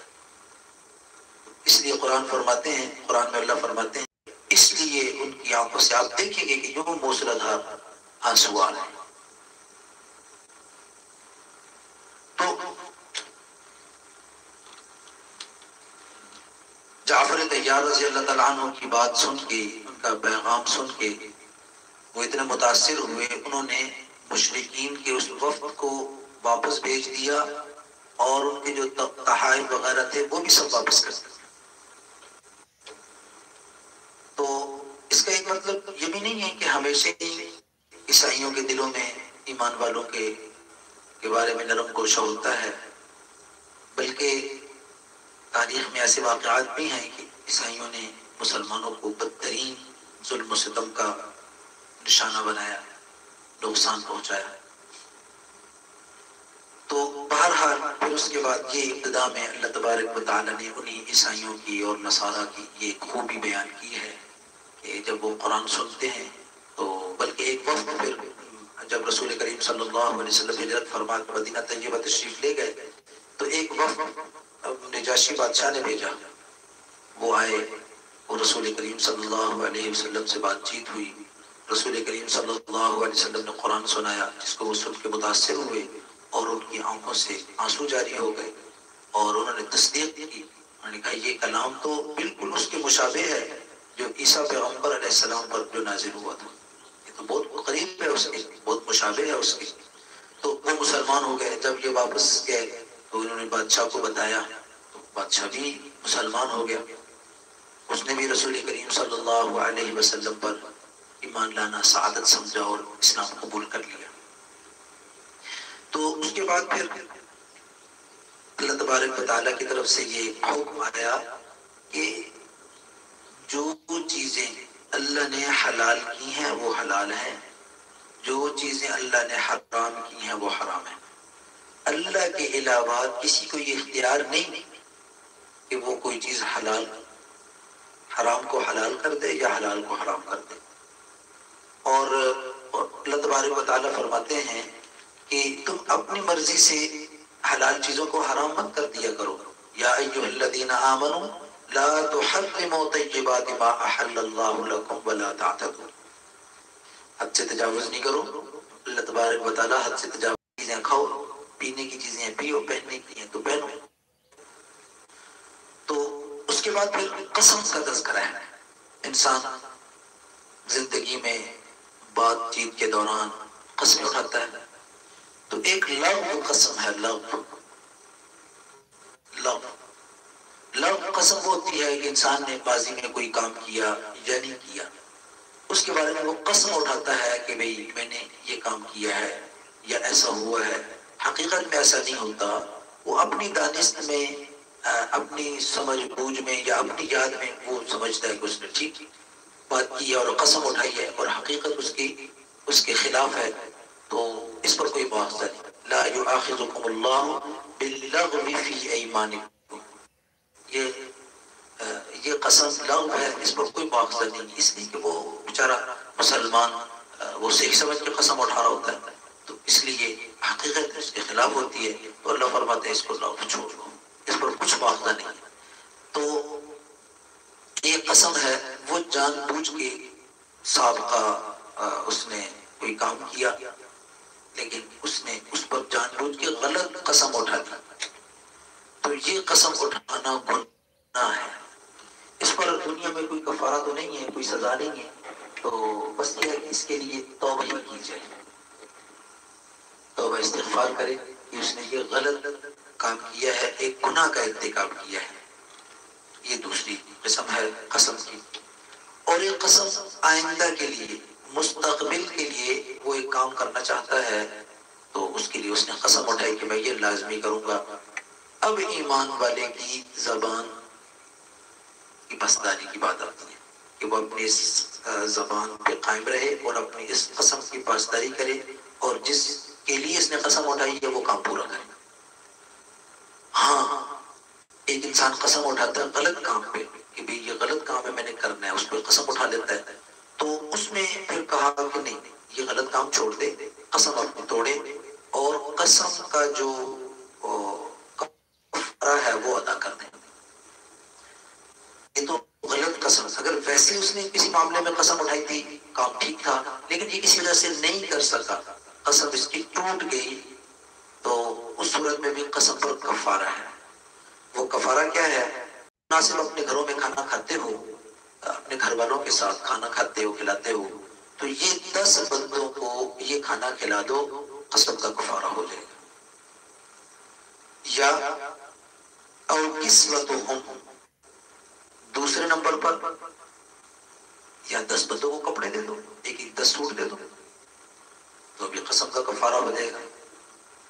او تحریر رقبہ، یا غلام آزاد کر دو، غلام آزاد ہو جائے گا، آزاد کر دیا تو قسم کا کفارہ ادا ہو گیا۔ 10 بندوں کو کپڑے پہنا دیے، 10 سوٹ لے کے دے دیے تو کفارہ ہو گیا، یا 10 بندوں کو کھانا کھلا دیا تو قسم کا کفارہ ادا ہو گیا۔ تو ایک آدمی ہے، وہ بیچارہ غریب ہے، نہ وہ غلام اس کے پاس ہے آزاد کرنے کو، نہ اس کے پاس اتنے پیسے ہیں کہ وہ کپڑے 10 بندوں کو دے دے یا وہ 10 بندوں کو کھانا کھلائے، یہ تینوں کام وہ نہیں کر سکتا، تو اللہ فرماتے ہیں فَمَن لَّمْ يَجِدْ فَصِيَامُ ثَلَاثَةِ أَيَّامٍ، اب کیا کریں؟ 3 روزے رکھ لیں۔ ذَلِكَ كَفَّارَةُ أَيْمَانِكُمْ إِذَا حَلَفْتُمْ وَاحْفَظُوا أَيْمَانَكُمْ، اللہ فرماتے ہیں کہ یہ تمہاری قسم کا کفارہ تھا جو ادا ہو گیا، لیکن یاد رکھو اپنی قسموں کی حفاظت کرو۔ اور اصل بات یہ ہے کہ قسم اٹھانا یہ کچھ شریعت کی نظر میں اچھی بات نہیں ہے۔ مسلمان کی تو زبان ہی اس لائق ہے کہ وہ اپنی زبان کی پاسداری کرے، اپنی زبان کا تحفظ کرے، جو بات مسلمان نے اپنی زبان سے کہہ دی تو اس کو پورا کرے، یہ مسلمان کی شان ہے۔ تو بہرحال اگر قسم اٹھا لی تو ان 3 قسموں میں سے پہلی قسم ہے تو اس کا تو کچھ بھی نہیں ہے، وہ تو اللہ کی طرف سے معاف ہے۔ اگر جھوٹی قسم اٹھائی ہے تو اس کا تو فدیہ اور بدلہ تو کوئی نہیں ہے، بہرحال توبہ استغفار ہے، اور اگر دوسری کوئی قسم ہے تو اس کو پورا کرے۔ پھر اگر گناہ والی قسم اٹھا لی گناہ کے کام میں تو پھر قسم توڑنا ضروری ہے، گناہ کا کام کرنے کی اجازت نہیں۔ تو اس کے بعد پھر اللہ تبارک و تعالیٰ فرماتے ہیں شکار کے بارے میں۔ شکار کا ایک مسئلہ آ جاتا ہے کہ محرم جس نے احرام باندھا ہوا ہے، احرام باندھا ہوا ہے، احرام کی حالت میں شکار کی اجازت نہیں ہے۔ جانور کو اس نے مار دیا ہے تو حلال جانور کا ہے تو اس جانور کے بقدر صدقہ کرنا ضروری ہے یا اس کی قیمت صدقہ کرنا ضروری ہے۔ اگر حرام جانور کا ہے تو اس کا ایک مناسب جو قیمت لگوا کے اوسط درجے کی تو وہ پیسے صدقہ کر دے، یا اس قیمت کا حلال جانور، یا بعد نے کہا کہ نہیں اگر حرام جانور ہے تو اس کا صرف ایک بکری صدقہ کر دیں۔ ہاں لیکن یہ وہ جانور ہیں، یہ وہ شکار ہے جو خشکی کا ہے، تو اگر وہ سمندری کوئی شکار کرنا چاہ رہا ہے تو اس کی اجازت ہے۔ احل لکم صید البحر وطعامہ متاعا لکم وللسیارہ، کہ سمندری کا یا پانی کا اگر کوئی شکار کر لیا تو اس کو شکار کرنے کی بھی اجازت ہے اور کھانے کی بھی اجازت ہے۔ پھر اس کے بعد شریعت نے ایک حکم یہ دیا کہ جو چیز عام ہو جائے، رائج ہو جائے، اس سے ایمان والے نہیں متاثر ہوتے۔ ایمان والوں کو چاہیے کہ وہ ہر معاملے میں اللہ کی طرف دیکھیں، اللہ کے حکم کی طرف، رسول کریم صلی اللہ علیہ وسلم کی سنت کی طرف۔ جو چیز وہاں اس کو ملتی ہے ٹھیک ہے تو وہ کر لے، جس کی وہاں اجازت نہیں ہے اس کو اجازت اس کو نہ کرے۔ اللہ فرماتے ہیں قُلْ لَا يَسْتَوِي الْخَبِيثُ وَالطَّيِّبُ وَلَوْ أَعْجَبَكَ كَثْرَةُ الْخَبِيثِ۔ کبھی ایسا ہو جاتا ہے کہ ایک چیز عام ہو جاتی ہے اور رائج ہو جاتی ہے تو شریعت کی نظر میں وہ ٹھیک نہیں ہے، تو وہ ٹھیک نہیں ہے، وہ غلط ہے۔ اس لیے ایمان والے کو چاہیے کہ وہ نہ زمانے کو دیکھے نہ زمانے کی چال کو دیکھے، وہ اللہ اور اس کے رسول کی طرف دیکھے۔ جو اللہ رسول کا حکم ہے اس کو پورا کرنا یہ ایمان والے کے ذمے اور ایمان والے کی شان ہے۔ اور اگر وہ زمانے کو دیکھیں تو زمانے کو کیا دیکھتے ہیں؟ زمانہ کیا ہوتا ہے، لوگ کیا ہوتے ہیں؟ تو اس لیے وَلَوْ أَعْجَبَكَ كَثْرَةُ الْخَبِيثِ، اللہ اکبر، اللہ تبارک و تعالیٰ فرماتے ہیں کہ تمہیں اس کا کثرت میں آ جانا تعجب میں نہ ڈال دے، پریشان نہ کر دے. جس طرح ہمارے ہاں کسی بھی بات کا ایک فیشن بن جاتا ہے اور انسان اس کو فیشن سمجھ کے قبول کر لیتا ہے، کہتے ہیں لوگ، یہ سارے لوگ کرتے ہیں. تو جب یہ انسان کہتا ہے نا کہ اکثر لوگ ایسے ہی کرتے ہیں، یہ سارے پاگل ہیں، تو قرآن نے عجیب بات ارشاد فرمائی والے نہیں، اکثروں کے پاس تو عقل نہیں ہے، اکثر لوگ تو جانتے ہی نہیں ہیں. تو اس لیے فاتقوا اللہ یا اولی الالباب، اللہ فرماتے ہیں اے عقل والو اللہ سے ڈرو، اللہ سے ڈرو. لوگوں کی کثرت کو نہیں دیکھنا، زمانے کی چال کو نہیں دیکھنا، زمانے کے فیشن کو نہیں دیکھنا، اور دنیا کی اتار چڑھاؤ کو نہیں دیکھنا. کیا دیکھنا ہے؟ اللہ کا حکم دیکھنا ہے، رسول کریم صلی اللہ علیہ وسلم کا حکم دیکھنا ہے. پھر اس کے بعد ایک حکم یہ دیا کہ بلا وجہ کسی کی ٹو نہیں لگانی، کسی کی جاسوسی نہیں کرنی، اور بلا وجہ سوالات نہیں کرنے کی. اس کا کیا مطلب ہے جی، اس کا کیا مطلب ہے؟ یعنی ایک بات، ایک مسئلہ پتہ چل گیا، بس عمل کرو، پھر وہ بال کی کھال نہیں ادھیڑنی. یا ایھا الذین آمنوا لا تسألوا عن اشیاء ان تبد لکم تسؤکم. یہاں پر بھی ایک واقعہ پیش آیا کہ رسول کریم صلی اللہ علیہ وسلم نے جب حج کے بارے میں حکم دیا تو ایک صحابی رضی اللہ تعالیٰ نے پوچھا کہ یا رسول اللہ، حج ہر سال حج فرض ہے، ہر سال حج لازم ہے؟ تو رسول کریم صلی اللہ علیہ وسلم نے تیز نظروں سے دیکھا اور اس کو ناپسند فرمایا. تو بعد میں ارشاد فرمایا کہ کیا اگر میں کہہ دیتا کہ ہر سال حج فرض ہے تو کیا یہ سارے لوگ ہر سال حج کر سکتے ہیں؟ تو اس لیے یہ منع کر دیا کہ جتنا حکم پتہ چل گیا بس اتنا ہی عمل کرو، جو بات پتہ چل گئی ہے بس اسی طرح کرو. اور یہ بات تو، یہ عادت تو یہود کی ہے، وہ بلا وجہ سوالات کرتے رہتے تھے. اور سوال جب ظاہر ہے کہ بار بار سوال کریں گے تو احکامات میں سختی آنی شروع ہو جائے گی. جب احکامات میں سختی ہوگی تو پھر عمل کرنا مشکل ہو جائے گا. تو یہود ایسے ہی کرتے تھے، جب وہ سب پہلے سوالات کرتے رہتے تھے، پھر جب پھنس جاتے پھر انکار کر دیتے، پھر عمل نہ کر سکتے. اب اس لیے رسول کریم صلی اللہ علیہ وسلم نے اور اللہ تبارک و تعالیٰ نے یہ سوالات سے ہی منع کر دیا، کثرت سوال نہیں، بس جو حکم مل گیا اس کو سنو اور عمل کرو. اور اس کے بعد اللہ تبارک و تعالیٰ نے اس کے بارے میں فرمایا کہ یا ایھا الذین آمنوا علیکم انفسکم لا یضرکم من ضل اذا اہتدیتم، کہ اے ایمان والو اپنے آپ کو نقصان نہ پہنچاؤ. ہدایت کو قبول کر لیا اس کا نفع اس کو ملے گا، اور جس نے انکار کر دیا تو گمراہی، تو اس کا نقصان بھی خود ہی اپنا جی لے گا. تو اس کے بعد پھر عیسیٰ علیہ السلام کے اس واقعے کی طرف اشارہ ہے کہ جس طرح عیسائیوں نے عیسیٰ علیہ السلام کو خدا تسلیم کر لیا تو اللہ تبارک و تعالی عیسیٰ علیہ السلام سے قیامت کے دن پوچھیں گے، عیسیٰ علیہ السلام سے قیامت کے دن پوچھیں گے اور پہلے اپنے نعمتوں کو یاد کروائیں گے.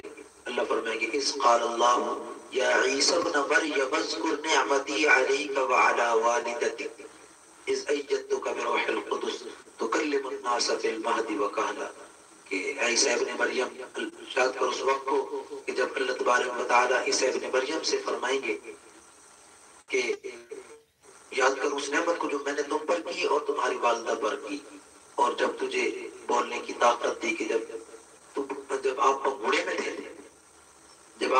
میں تھے، تو یہ بڑا انعام تھا اللہ کی طرف سے. اور اس الزام کا جواب تھا جو عیسیٰ ابن مریم علیہ السلام کی والدہ پر، مریم علیہ السلام پر جو الزام بہتان باندھ رہے تھے، تو اسے یہ تو اللہ تبارک و تعالیٰ کی طرف سے بہت بڑا اعزاز تھا.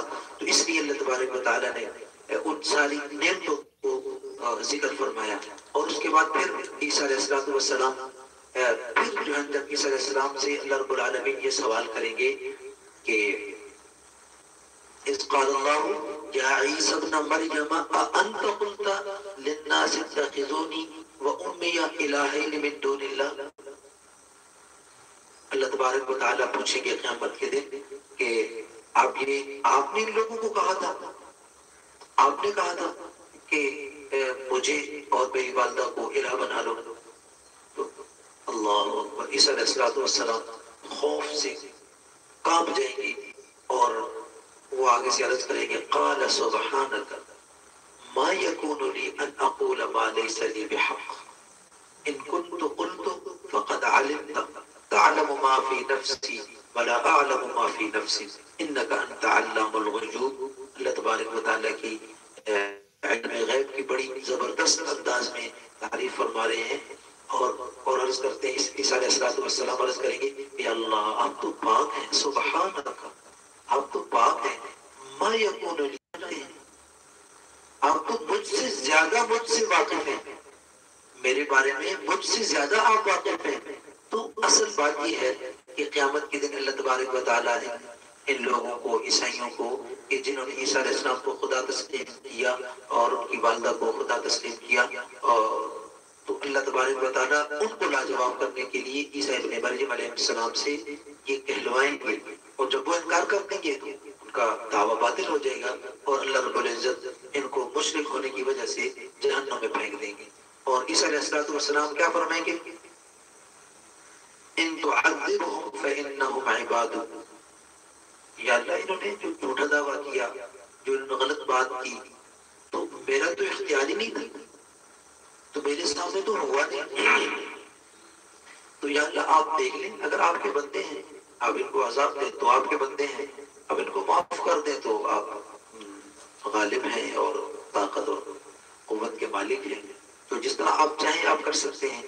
تو پھر اس آیت سورت کے آخر میں پھر اللہ تبارک و تعالیٰ نے ایمان والوں کا تذکرہ فرمایا کہ اللہ فرماتے ہیں یوم قال اللہ ھذا یوم ینفع الصادقین صدقهم، یہ وہ دن ہے، آج قیامت کا وہ دن ہے کہ سچے لوگوں کو ان کی سچائی کام دے گی، سچے لوگوں کو ان کی سچائی کام دے گی۔ کیا کام دے گی؟ کہ ان کے لیے باغات جن کے نیچے نہریں، اور ایسے باغات کہ خالدین فیہا ابدا، ان باغات میں یہ سچے لوگ ہمیشہ رہیں گے اور اس حال میں رہیں گے کہ رضی اللہ عنہم ورضوا عنہ، اللہ ان سے راضی، وہ اللہ سے راضی، اور یہ بہت بڑی کامیابی ہے۔ اور آخر میں پھر اللہ رب العزت اپنی عظمت اور بڑائی اور بادشاہت کو یوں اس ان الفاظ میں بیان فرماتے ہیں للہ ملک السماوات والارض وما فیہن، جو کچھ آسمانوں میں ہے، جو کچھ زمینوں میں ہے، یہ آسمان بھی، یہ زمین بھی، اور ان کے درمیان سب، یہ سب میرے رب کا ہے، اللہ کا ہے، اس میں کوئی شریک نہیں، کوئی حصے دار نہیں، کوئی اس میں اللہ تبارک و تعالیٰ کا شریک نہیں۔ وَهُوَ عَلَى كُلِّ شَيْءٍ قَدِيرٌ، اللہ رب العالمین ہر چیز پہ قادر ہے۔ تو یہ سورہ مائدہ تھی۔ اب سورہ انعام، سورہ انعام جو ہے یہ مکی ہے، توحید، رسالت اور آخرت، توحید، رسالت اور آخرت۔ تو اس آیت سورہ انعام جو ہے اس میں 20 رکوع اور 165 آیات ہیں، اور یہ ان عظیم صورتوں میں سے ایک عظیم صورت ہے کہ جو ساری اکٹھی نازل ہوئی ایک ہی وحی میں۔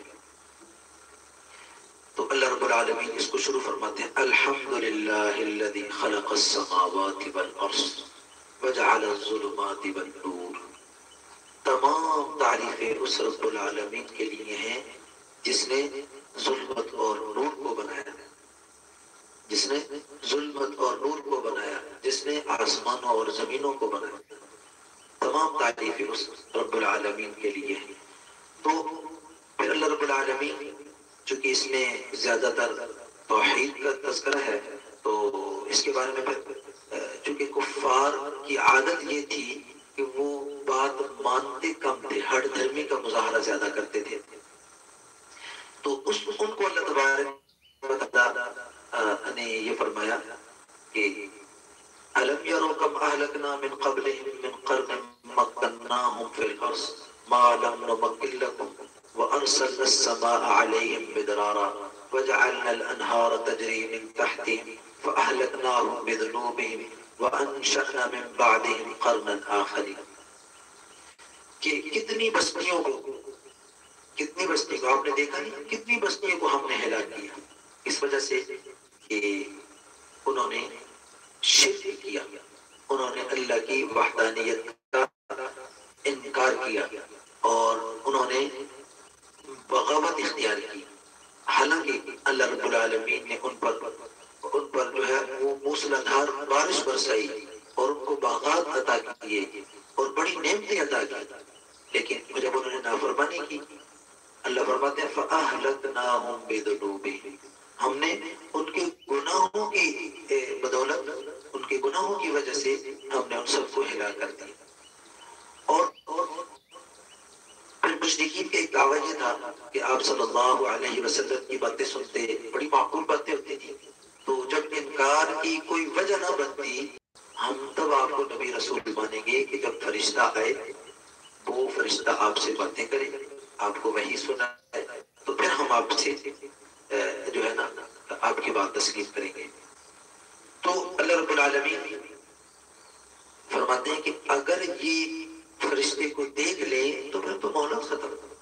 اصل ایمان تو ایمان بالغیب ہے، ان دیکھی چیزوں پر ایمان لانا ہے۔ جب دیکھ لیا تو پھر تو ایمان کا اعتبار نہیں۔ یہی وجہ ہے کہ جب موت کے فرشتے نظر آ جائیں، موت کے فرشتے جب نظر آ گئے تو اس کے بعد ایمان لانا قابل قبول نہیں ہے۔ تو اس لیے اللہ فرماتے ہیں کہ اس فرشتوں کو دیکھنے کا تو کوئی مقصد نہیں، کوئی اور بات ہے تو وہ بتاؤ۔ پھر انہوں نے کہا اچھا مستقل فرشتہ ساتھ رہے گا، تو اس میں اللہ رب العالمین فرماتے ہیں کہ اگر مستقل فرشتہ ساتھ رہے گا تو ظاہر ہے کہ وہ تو انسانی شکل میں ساتھ رہے گا۔ جب انسانی شکل میں رہے گا تو سوال پھر ادھر ہی کھڑا ہے، سوال پھر اپنی جگہ پہ قائم ہے کہ بھئی یہ تو انسان ہے، فرشتہ انسانی شکل میں ہے، وہ تو کہیں گے یہ انسان ہے، ہمیں تو فرشتہ دکھایا جائے۔ تو اس وجہ سے ان کو جب کوئی عذر نہ ملا تو پھر اس وجہ سے انہوں نے قرآن کا، اللہ کی آیات کا پھر مذاق اڑانا شروع کر دیا۔ تو پھر اللہ تبارک و تعالیٰ نے ان کو پرانے واقعات سنائے۔ اللہ فرماتے ہیں کہ تم جاتے ہو تجارت کے لیے، عاد و ثمود کی بستیوں سے گزرتے ہو، تم دیکھتے نہیں کہ ان کو کس طرح تباہ و برباد کیا، ان پر اللہ کا عذاب جب آیا تو ان کے ساتھ کیا معاملہ ہوا۔ تو اس لیے تم بھی یہ موقع ہے، تم تسلیم کر لو، یہ موقع زندگی تک ہے۔ تو اور جب ہٹ درمی اپنی ایک حد کو پہنچ جائے گی، جب تمہاری نافرمانی اپنی اس حدوں کو کراس کرے گی تو پھر اللہ کی طرف سے ایسی پکڑ آئے گی جیسے عاد و ثمود پر آئی۔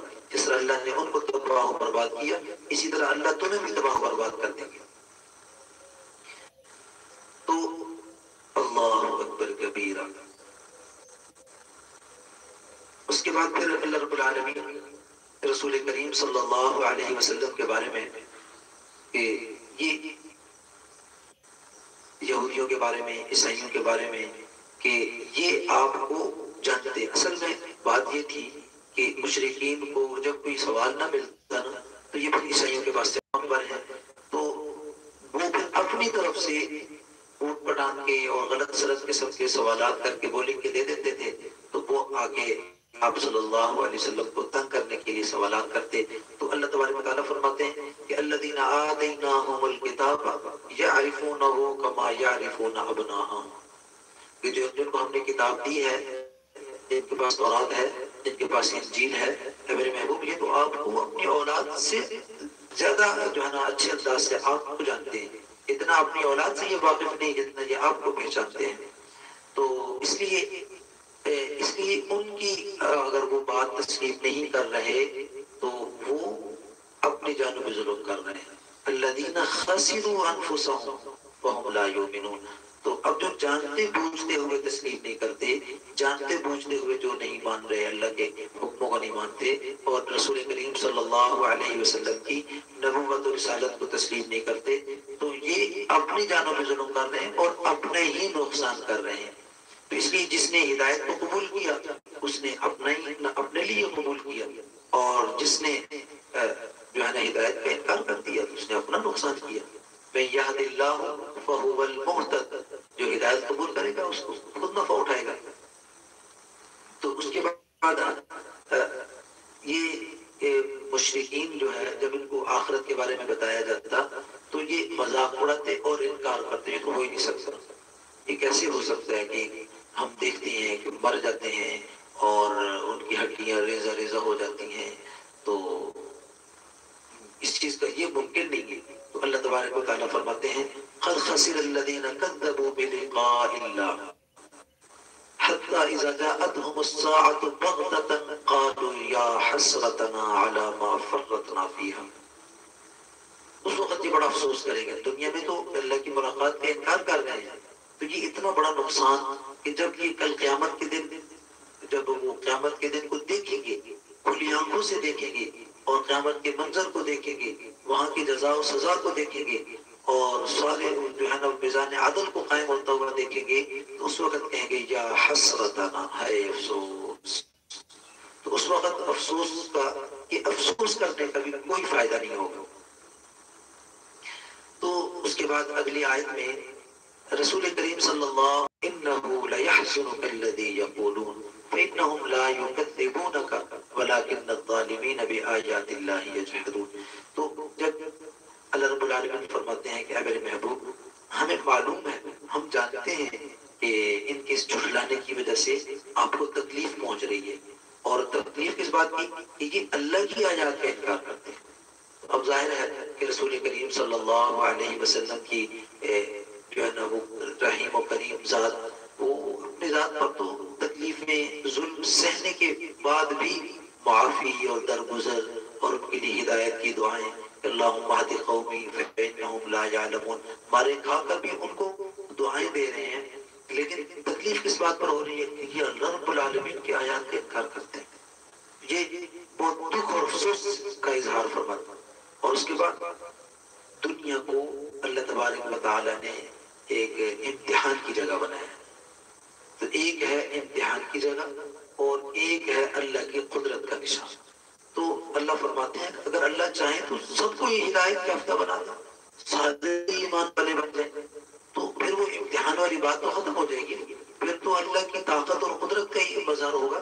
تو اللہ اپنے طاقت کو یا اپنے قدرت کے اصل نشان کو قیامت کے دن اور جنت میں ایمان والوں کو دکھائیں گے کہ جب اللہ کی نعمتیں بدستور بڑھتی رہیں گی اور بڑھتی رہیں گی. ہر ایمان والے کو جو سب سے جو ہے نا آخر میں جو جنت میں جائے گا، 10 اس ساری کائنات سے، ساری دنیا سے 10 گنا بڑی جنت اللہ اس کو عطا. تو قدرت کے نشان تو وہاں اللہ اپنے دکھائیں گے، جو ہر لمحہ انسان اللہ کی قدرتوں کا مشاہدہ کرے گا. یہ دنیا جو ہے یہ امتحان کی جگہ ہے. یہ جہاں جو ایمان لائے گا اس کا ایمان اس کو نفع دے گا. جو یہاں جو ہے نا وہ نافرمانی اور کفر اختیار کرے گا، اس کا وبال اور نقصان وہ خود ہی اٹھائے گا. تو اس لیے اللہ تبارک و تعالیٰ نے پھر جو انکار کرتے ہیں، اللہ کی آیات کو مانتے نہیں ہیں، تو اللہ تبارک و تعالیٰ فرماتے ہیں ان سے سوال کرو، آپ ان سے پوچھو. ایک یہ ہے کہ جب رسول کریم صلی اللہ علیہ وسلم ڈراتے تو آگے سے مذاق کرتے، کہتے یہ کیسے عذاب آ سکتا ہے. تو اللہ فرماتے ہیں قل ارأیتکم ان اتاکم عذاب اللہ او اتتکم الساعہ، اگر تم سچے ہو تو ذرا یہ بتاؤ کہ اگر تم پر اللہ کا عذاب آ جائے یا تم پر قیامت ٹوٹ پڑے تو کیا اللہ کے سوا کس کو تم پکارو گے؟ اللہ کے سوا تم کس کو پکارو؟ گویا کہ اللہ کا عذاب آ جائے، قیامت ٹوٹ پڑے تو اللہ ہی مالک ہے. تو یہ اللہ کے علاوہ کس کو پکاریں گے؟ تو ہے ہی نہیں کوئی جس کو یہ پکار سکے.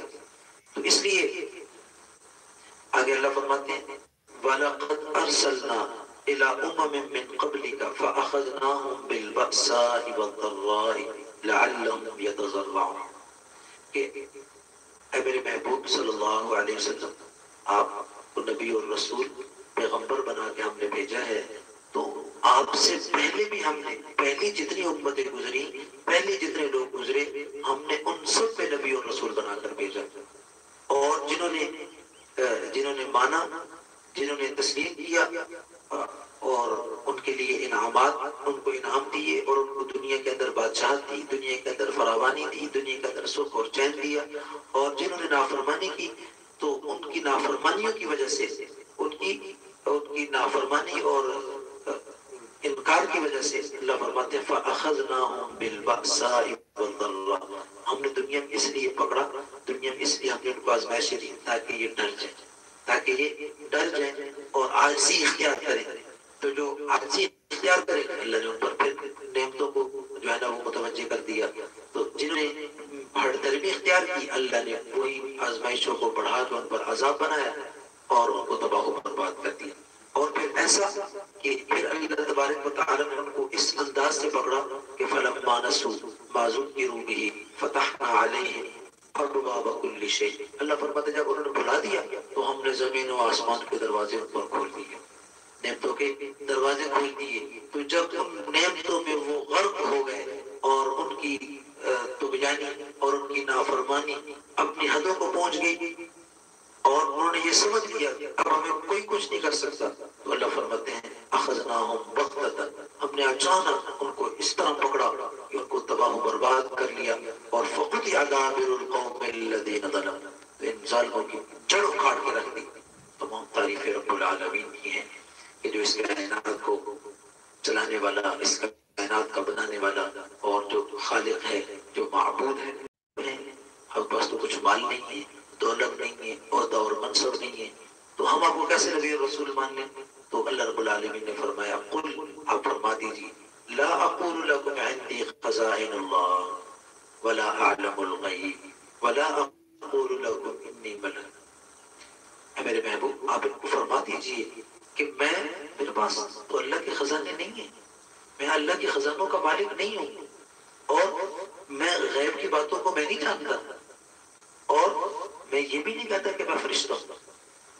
ان اتبع الا ما یوحى الی، جو وحی میری طرف آتی ہے میں تو اس کا اتباع کرتا ہوں. جو اللہ پیغام مجھ تک بھیجتے ہیں میں وہ پیغام تمہیں سناتا ہوں، جو وحی میری طرف آتی ہے وہ وحی تمہیں بتاتا ہوں، جو حکم اللہ دیتے ہیں وہ حکم تمہیں بتاتا ہوں. بس تم اس پیروی کرو، میں بھی اس کی پیروی کرتا ہوں، تم بھی اسی کی پیروی کرو. تو اس لیے اللہ تبارک و تعالیٰ کے حکموں کی پیروی کرنا، اللہ تبارک و تعالیٰ کے حکموں کو ماننا یہ اصل ہے، نہ کہ مطالبات کرتے رہنا، بلا وجہ مطالبات کرتے رہے.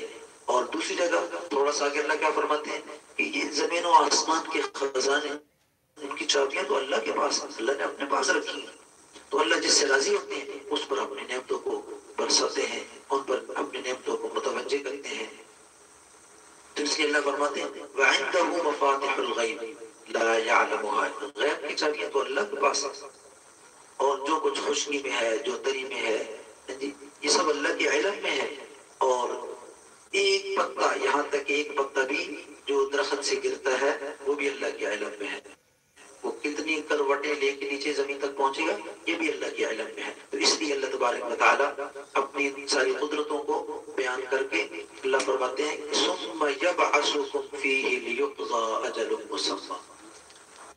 اللہ فرماتے ہیں کہ پھر تمہیں قیامت کے دن میں اکٹھا کروں گا، پھر تمہیں بلاؤں گا اور پھر اس وقت میں فیصلہ کروں گا کہ جو تم نے عمل کیا ہے.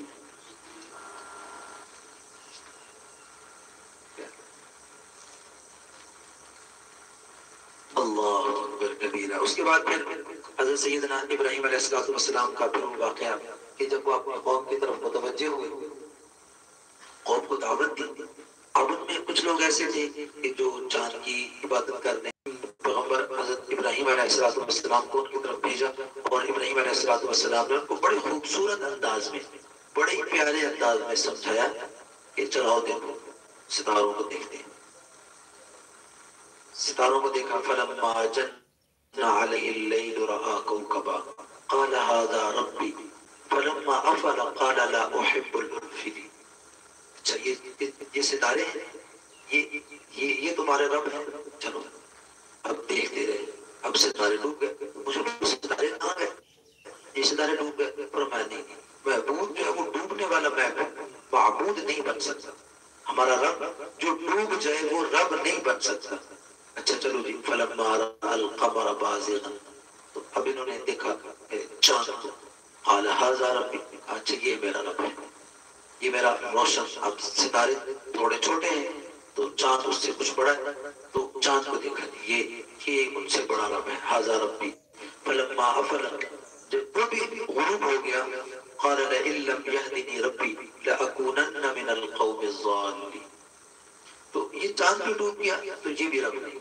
فلما رأى الشمس بازغة فهو کیا فرمایا هذا ربي هذا اکبر، یہ سب سے بڑا رب ہے، یہ سب سے بڑا رب ہے. تو جب فلما افلت قال یا قوم انی بریء مما تشركون، جب سورج بھی غروب ہو گیا تو فرمایا کہ میں اس شرک سے بری ہوتا ہوں، میں اس کو نہیں سمجھتا، یہ معبود اور رب نہیں سمجھتا. تو کیا کرتا ہوں، انی وجہت وجہی للذی فطر السماوات والارض حنیفا، انی وجہت وجہی للذی فطر السماوات. تو بس میں اس رب کی طرف متوجہ ہوتا ہوں، اس رب کی طرف، اس کی بارگاہ میں سر بسجد ہوتا ہوں اور اس کی وحدانیت کا اقرار کرتا ہوں اور اس کی عبادت کرتا ہوں کہ جو فطر السماوات والارض، جو زمین و آسمان کو بنانے والا ہے. اور صرف ایسا نہیں کہ اس رب کو بھی مانتا ہوں اس کے ساتھ کسی اور کو، نہیں نہیں، فطر السماوات والارض حنیفا، خالص یکسو ہو کر اسی کی طرف. اور وما انا من المشرکین، وما انا من المشرکین، میں مشرکین سے نہیں، جو اللہ کے ساتھ شرک کرنے والے ہیں میں ان سے بری ہوں. تو اس کے بعد نام لے کر کہ انہوں نے ان سب کو اللہ رب العالمین نے عزت دی، وحی کے بھیج کر ان کو عزت بخشی، نبی اور رسول بنا کر، اور ان سب نے قوم کو اللہ کی طرف بلایا، اللہ کی دعوت دی. تو جب ان تمام نبیوں نے دعوت دی اور قوم نے انکار کیا تو پھر اللہ رب العالمین نے ایک گلہ کیا کہ وما قدر اللہ حق قدرہ، کہ لوگوں نے اللہ کی قدر ہی نہیں کی جو قدر کرنا چاہیے تھا، کہ وہ خالق، وہ مالک، وہ پیدا کرنے والا، وہ نعمتیں دینے والا، وہ زندگی دینے والا، اور زندگی میں دن رات کے نظام کو بنانے والا، اولاد دینے والا، پھل پھول دینے والا، صحت تندرستی دینے والا، سب کچھ وہ دے رہا ہے اور پھر اس کے ساتھ شریک بناتے ہیں. اس لیے اللہ رب العالمین نے پھر یہاں گلہ کیا کیا کہ وما قدر اللہ حق قدرہ، کہ ان لوگوں نے اللہ کی قدر نہیں کی جس طرح اللہ کی قدر کرنا چاہیے تھی، انہوں نے ناقدری کی. اب ظاہر ہے کہ جب اللہ کی نعمتیں کھائیں اور اللہ کی عبادت نہ کریں، اللہ کی نعمتیں کھائیں اور اللہ کے ساتھ کسی کو شریک ٹھہرائیں، تو اللہ کتنے سخت ناراض ہوتے ہیں اس بات سے. تو اس کے بعد پھر اللہ رب العالمین نے اپنی قدرت کا ایک عجیب انداز سے وحدانیت کا اور اپنی قدرت کا اظہار فرمایا کہ ان اللہ فالق الحب والنوى، ان اللہ فالق الحب والنوى، اللہ اکبر. اللہ وہ ہے جو اٹھلی کو اور دانے کو بانٹتا ہے. ایک دانہ زمین میں ڈالتے ہیں، وہ دانہ اس سے کئی دانے نکلتے ہیں، ایک دانے سے 7 بالیاں اور ہر بالی پہ 100 دانا. اور کھجور کی گٹھلی، آم کی گٹھلی ہے یا اور پھلوں کی جو گٹھلی ہیں وہ ہم زمین میں ڈالتے ہیں، اللہ اس گٹھلی کو بانٹتے ہیں. اور آگے کیا فرمایا، یخرج الحی من المیت ومخرج المیت من الحی، زندہ سے مردہ کو نکالتے ہیں، مردہ سے زندہ کو نکالتے ہیں. یہ اتنی بڑی قدرت کی نشانی ہے کہ اس کا کوئی جواب دنیا میں نہیں، مخلوقات میں کوئی یہ کام کر ہی نہیں سکتا. اور یہ مشرکین ادارے ہیں یا ان کے بت ہیں جو اللہ کے ساتھ کسی کو شریک ٹھہراتے ہیں، ان میں سے کوئی بھی یہ کام نہیں کر سکتا. یہ بات یہ سمجھتے ہیں. اور اس کے بعد فالق الاصباح، صبح کو اللہ لاتا ہے، رات سے یوں صبح نکلتی ہے تو یہ وہ اللہ ہی نکالتے ہیں. وجعل اللیل سکنا، اور رات کو وہ آرام کی جگہ، رات کو آرام کے لیے جو ہے نا ان کو رات مہیا کرتا ہے. یہ کافروں کو، یہ مشرکوں کو کون دیتے ہیں؟ تو ان کے معبود، یہ ان کے بت، وہ تو یہ کام نہیں کر سکتے. تو اس لیے اللہ رب العالمین نے یہ بتایا کہ یہ گٹھلی سے گٹھلی کو پھاڑنا، دانے کو پھاڑنا، اور اسی طرح مردہ سے زندہ کو نکالنا، زندہ سے مردہ کو نکالنا، اور اسی طرح دن اور رات کے نظام کو چلانا اور سورج اور چاند کے نظام کو چلانا، یہ ذالک تقدیر العزیز العلیم، یہ اس قدرت والے اور غالب رب کی قدرت کے نشان ہیں، اس میں کوئی اس کا شریک نہیں ہے۔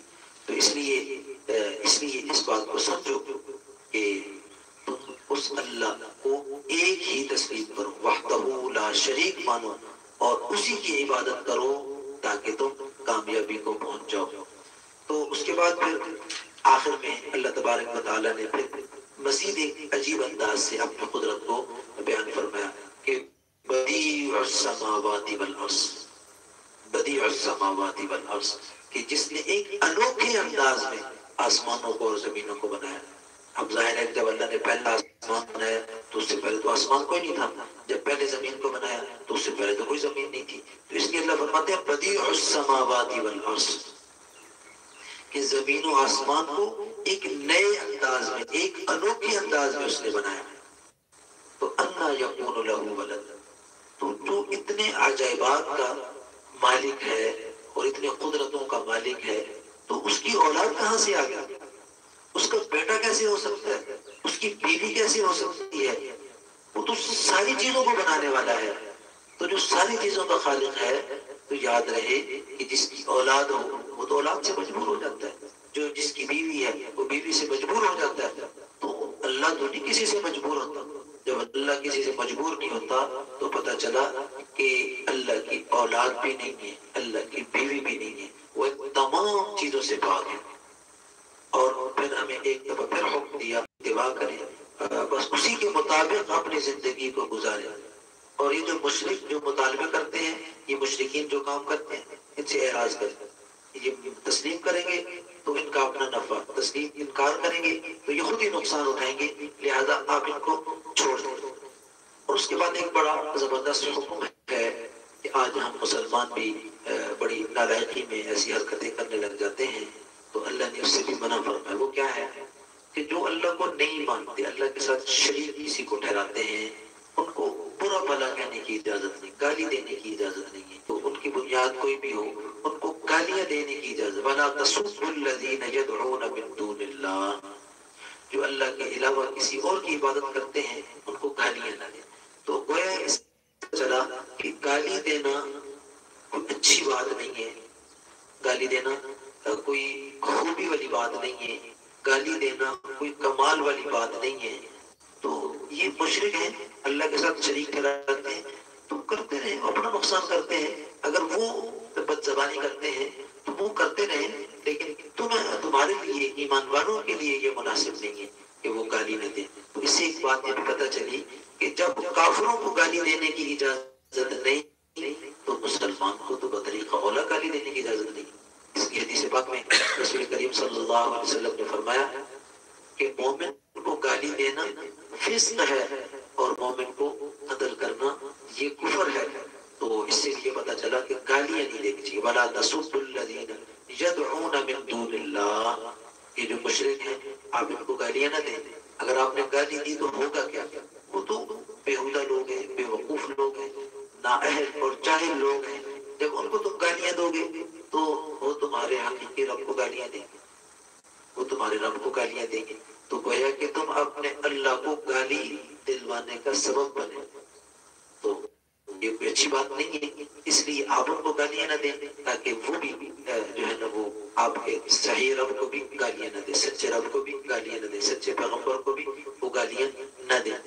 تو بہرحال ان کا معاملہ تو یہ ہے کہ كَذَلِكَ زَيَّنَّا لِكُلِّ أُمَّةٍ عَمَلَهُمْ، تو ہم نے ان کے لیے ان کے عملوں کو خوشنما بنا رکھا ہے کہ جس میں وہ بس اس میں آگے بڑھ رہے ہیں اور اپنے نقصانات کو جمع کر رہے ہیں۔ تو یہ تو اپنا نقصان کر رہے ہیں۔ بہرحال اپنی توحید اور وحدانیت کو بیان فرمایا اور اس کو مختلف انداز میں، مختلف طریقوں سے، کہیں سوال و جواب کی شکل میں، کہیں انبیاء کی دعوت کی شکل میں، کہیں اپنی قدرت کے نشانات کی شکل میں اللہ نے اپنی توحید اور وحدانیت کو بیان فرمایا تاکہ اللہ کی وحدانیت کو تسلیم کیا جائے۔ اور اللہ کی وحدانیت کو تسلیم کرنا ہی اصل ہے۔ ایمان ہے یہ کہ لا الہ الا اللہ، اللہ کو ایک معبود ماننا، اس کے ساتھ کسی کو کسی بھی انداز میں شریک نہ ٹھہرانا، یہ ایمان کی بڑی علامت، بڑی نشانی ہے۔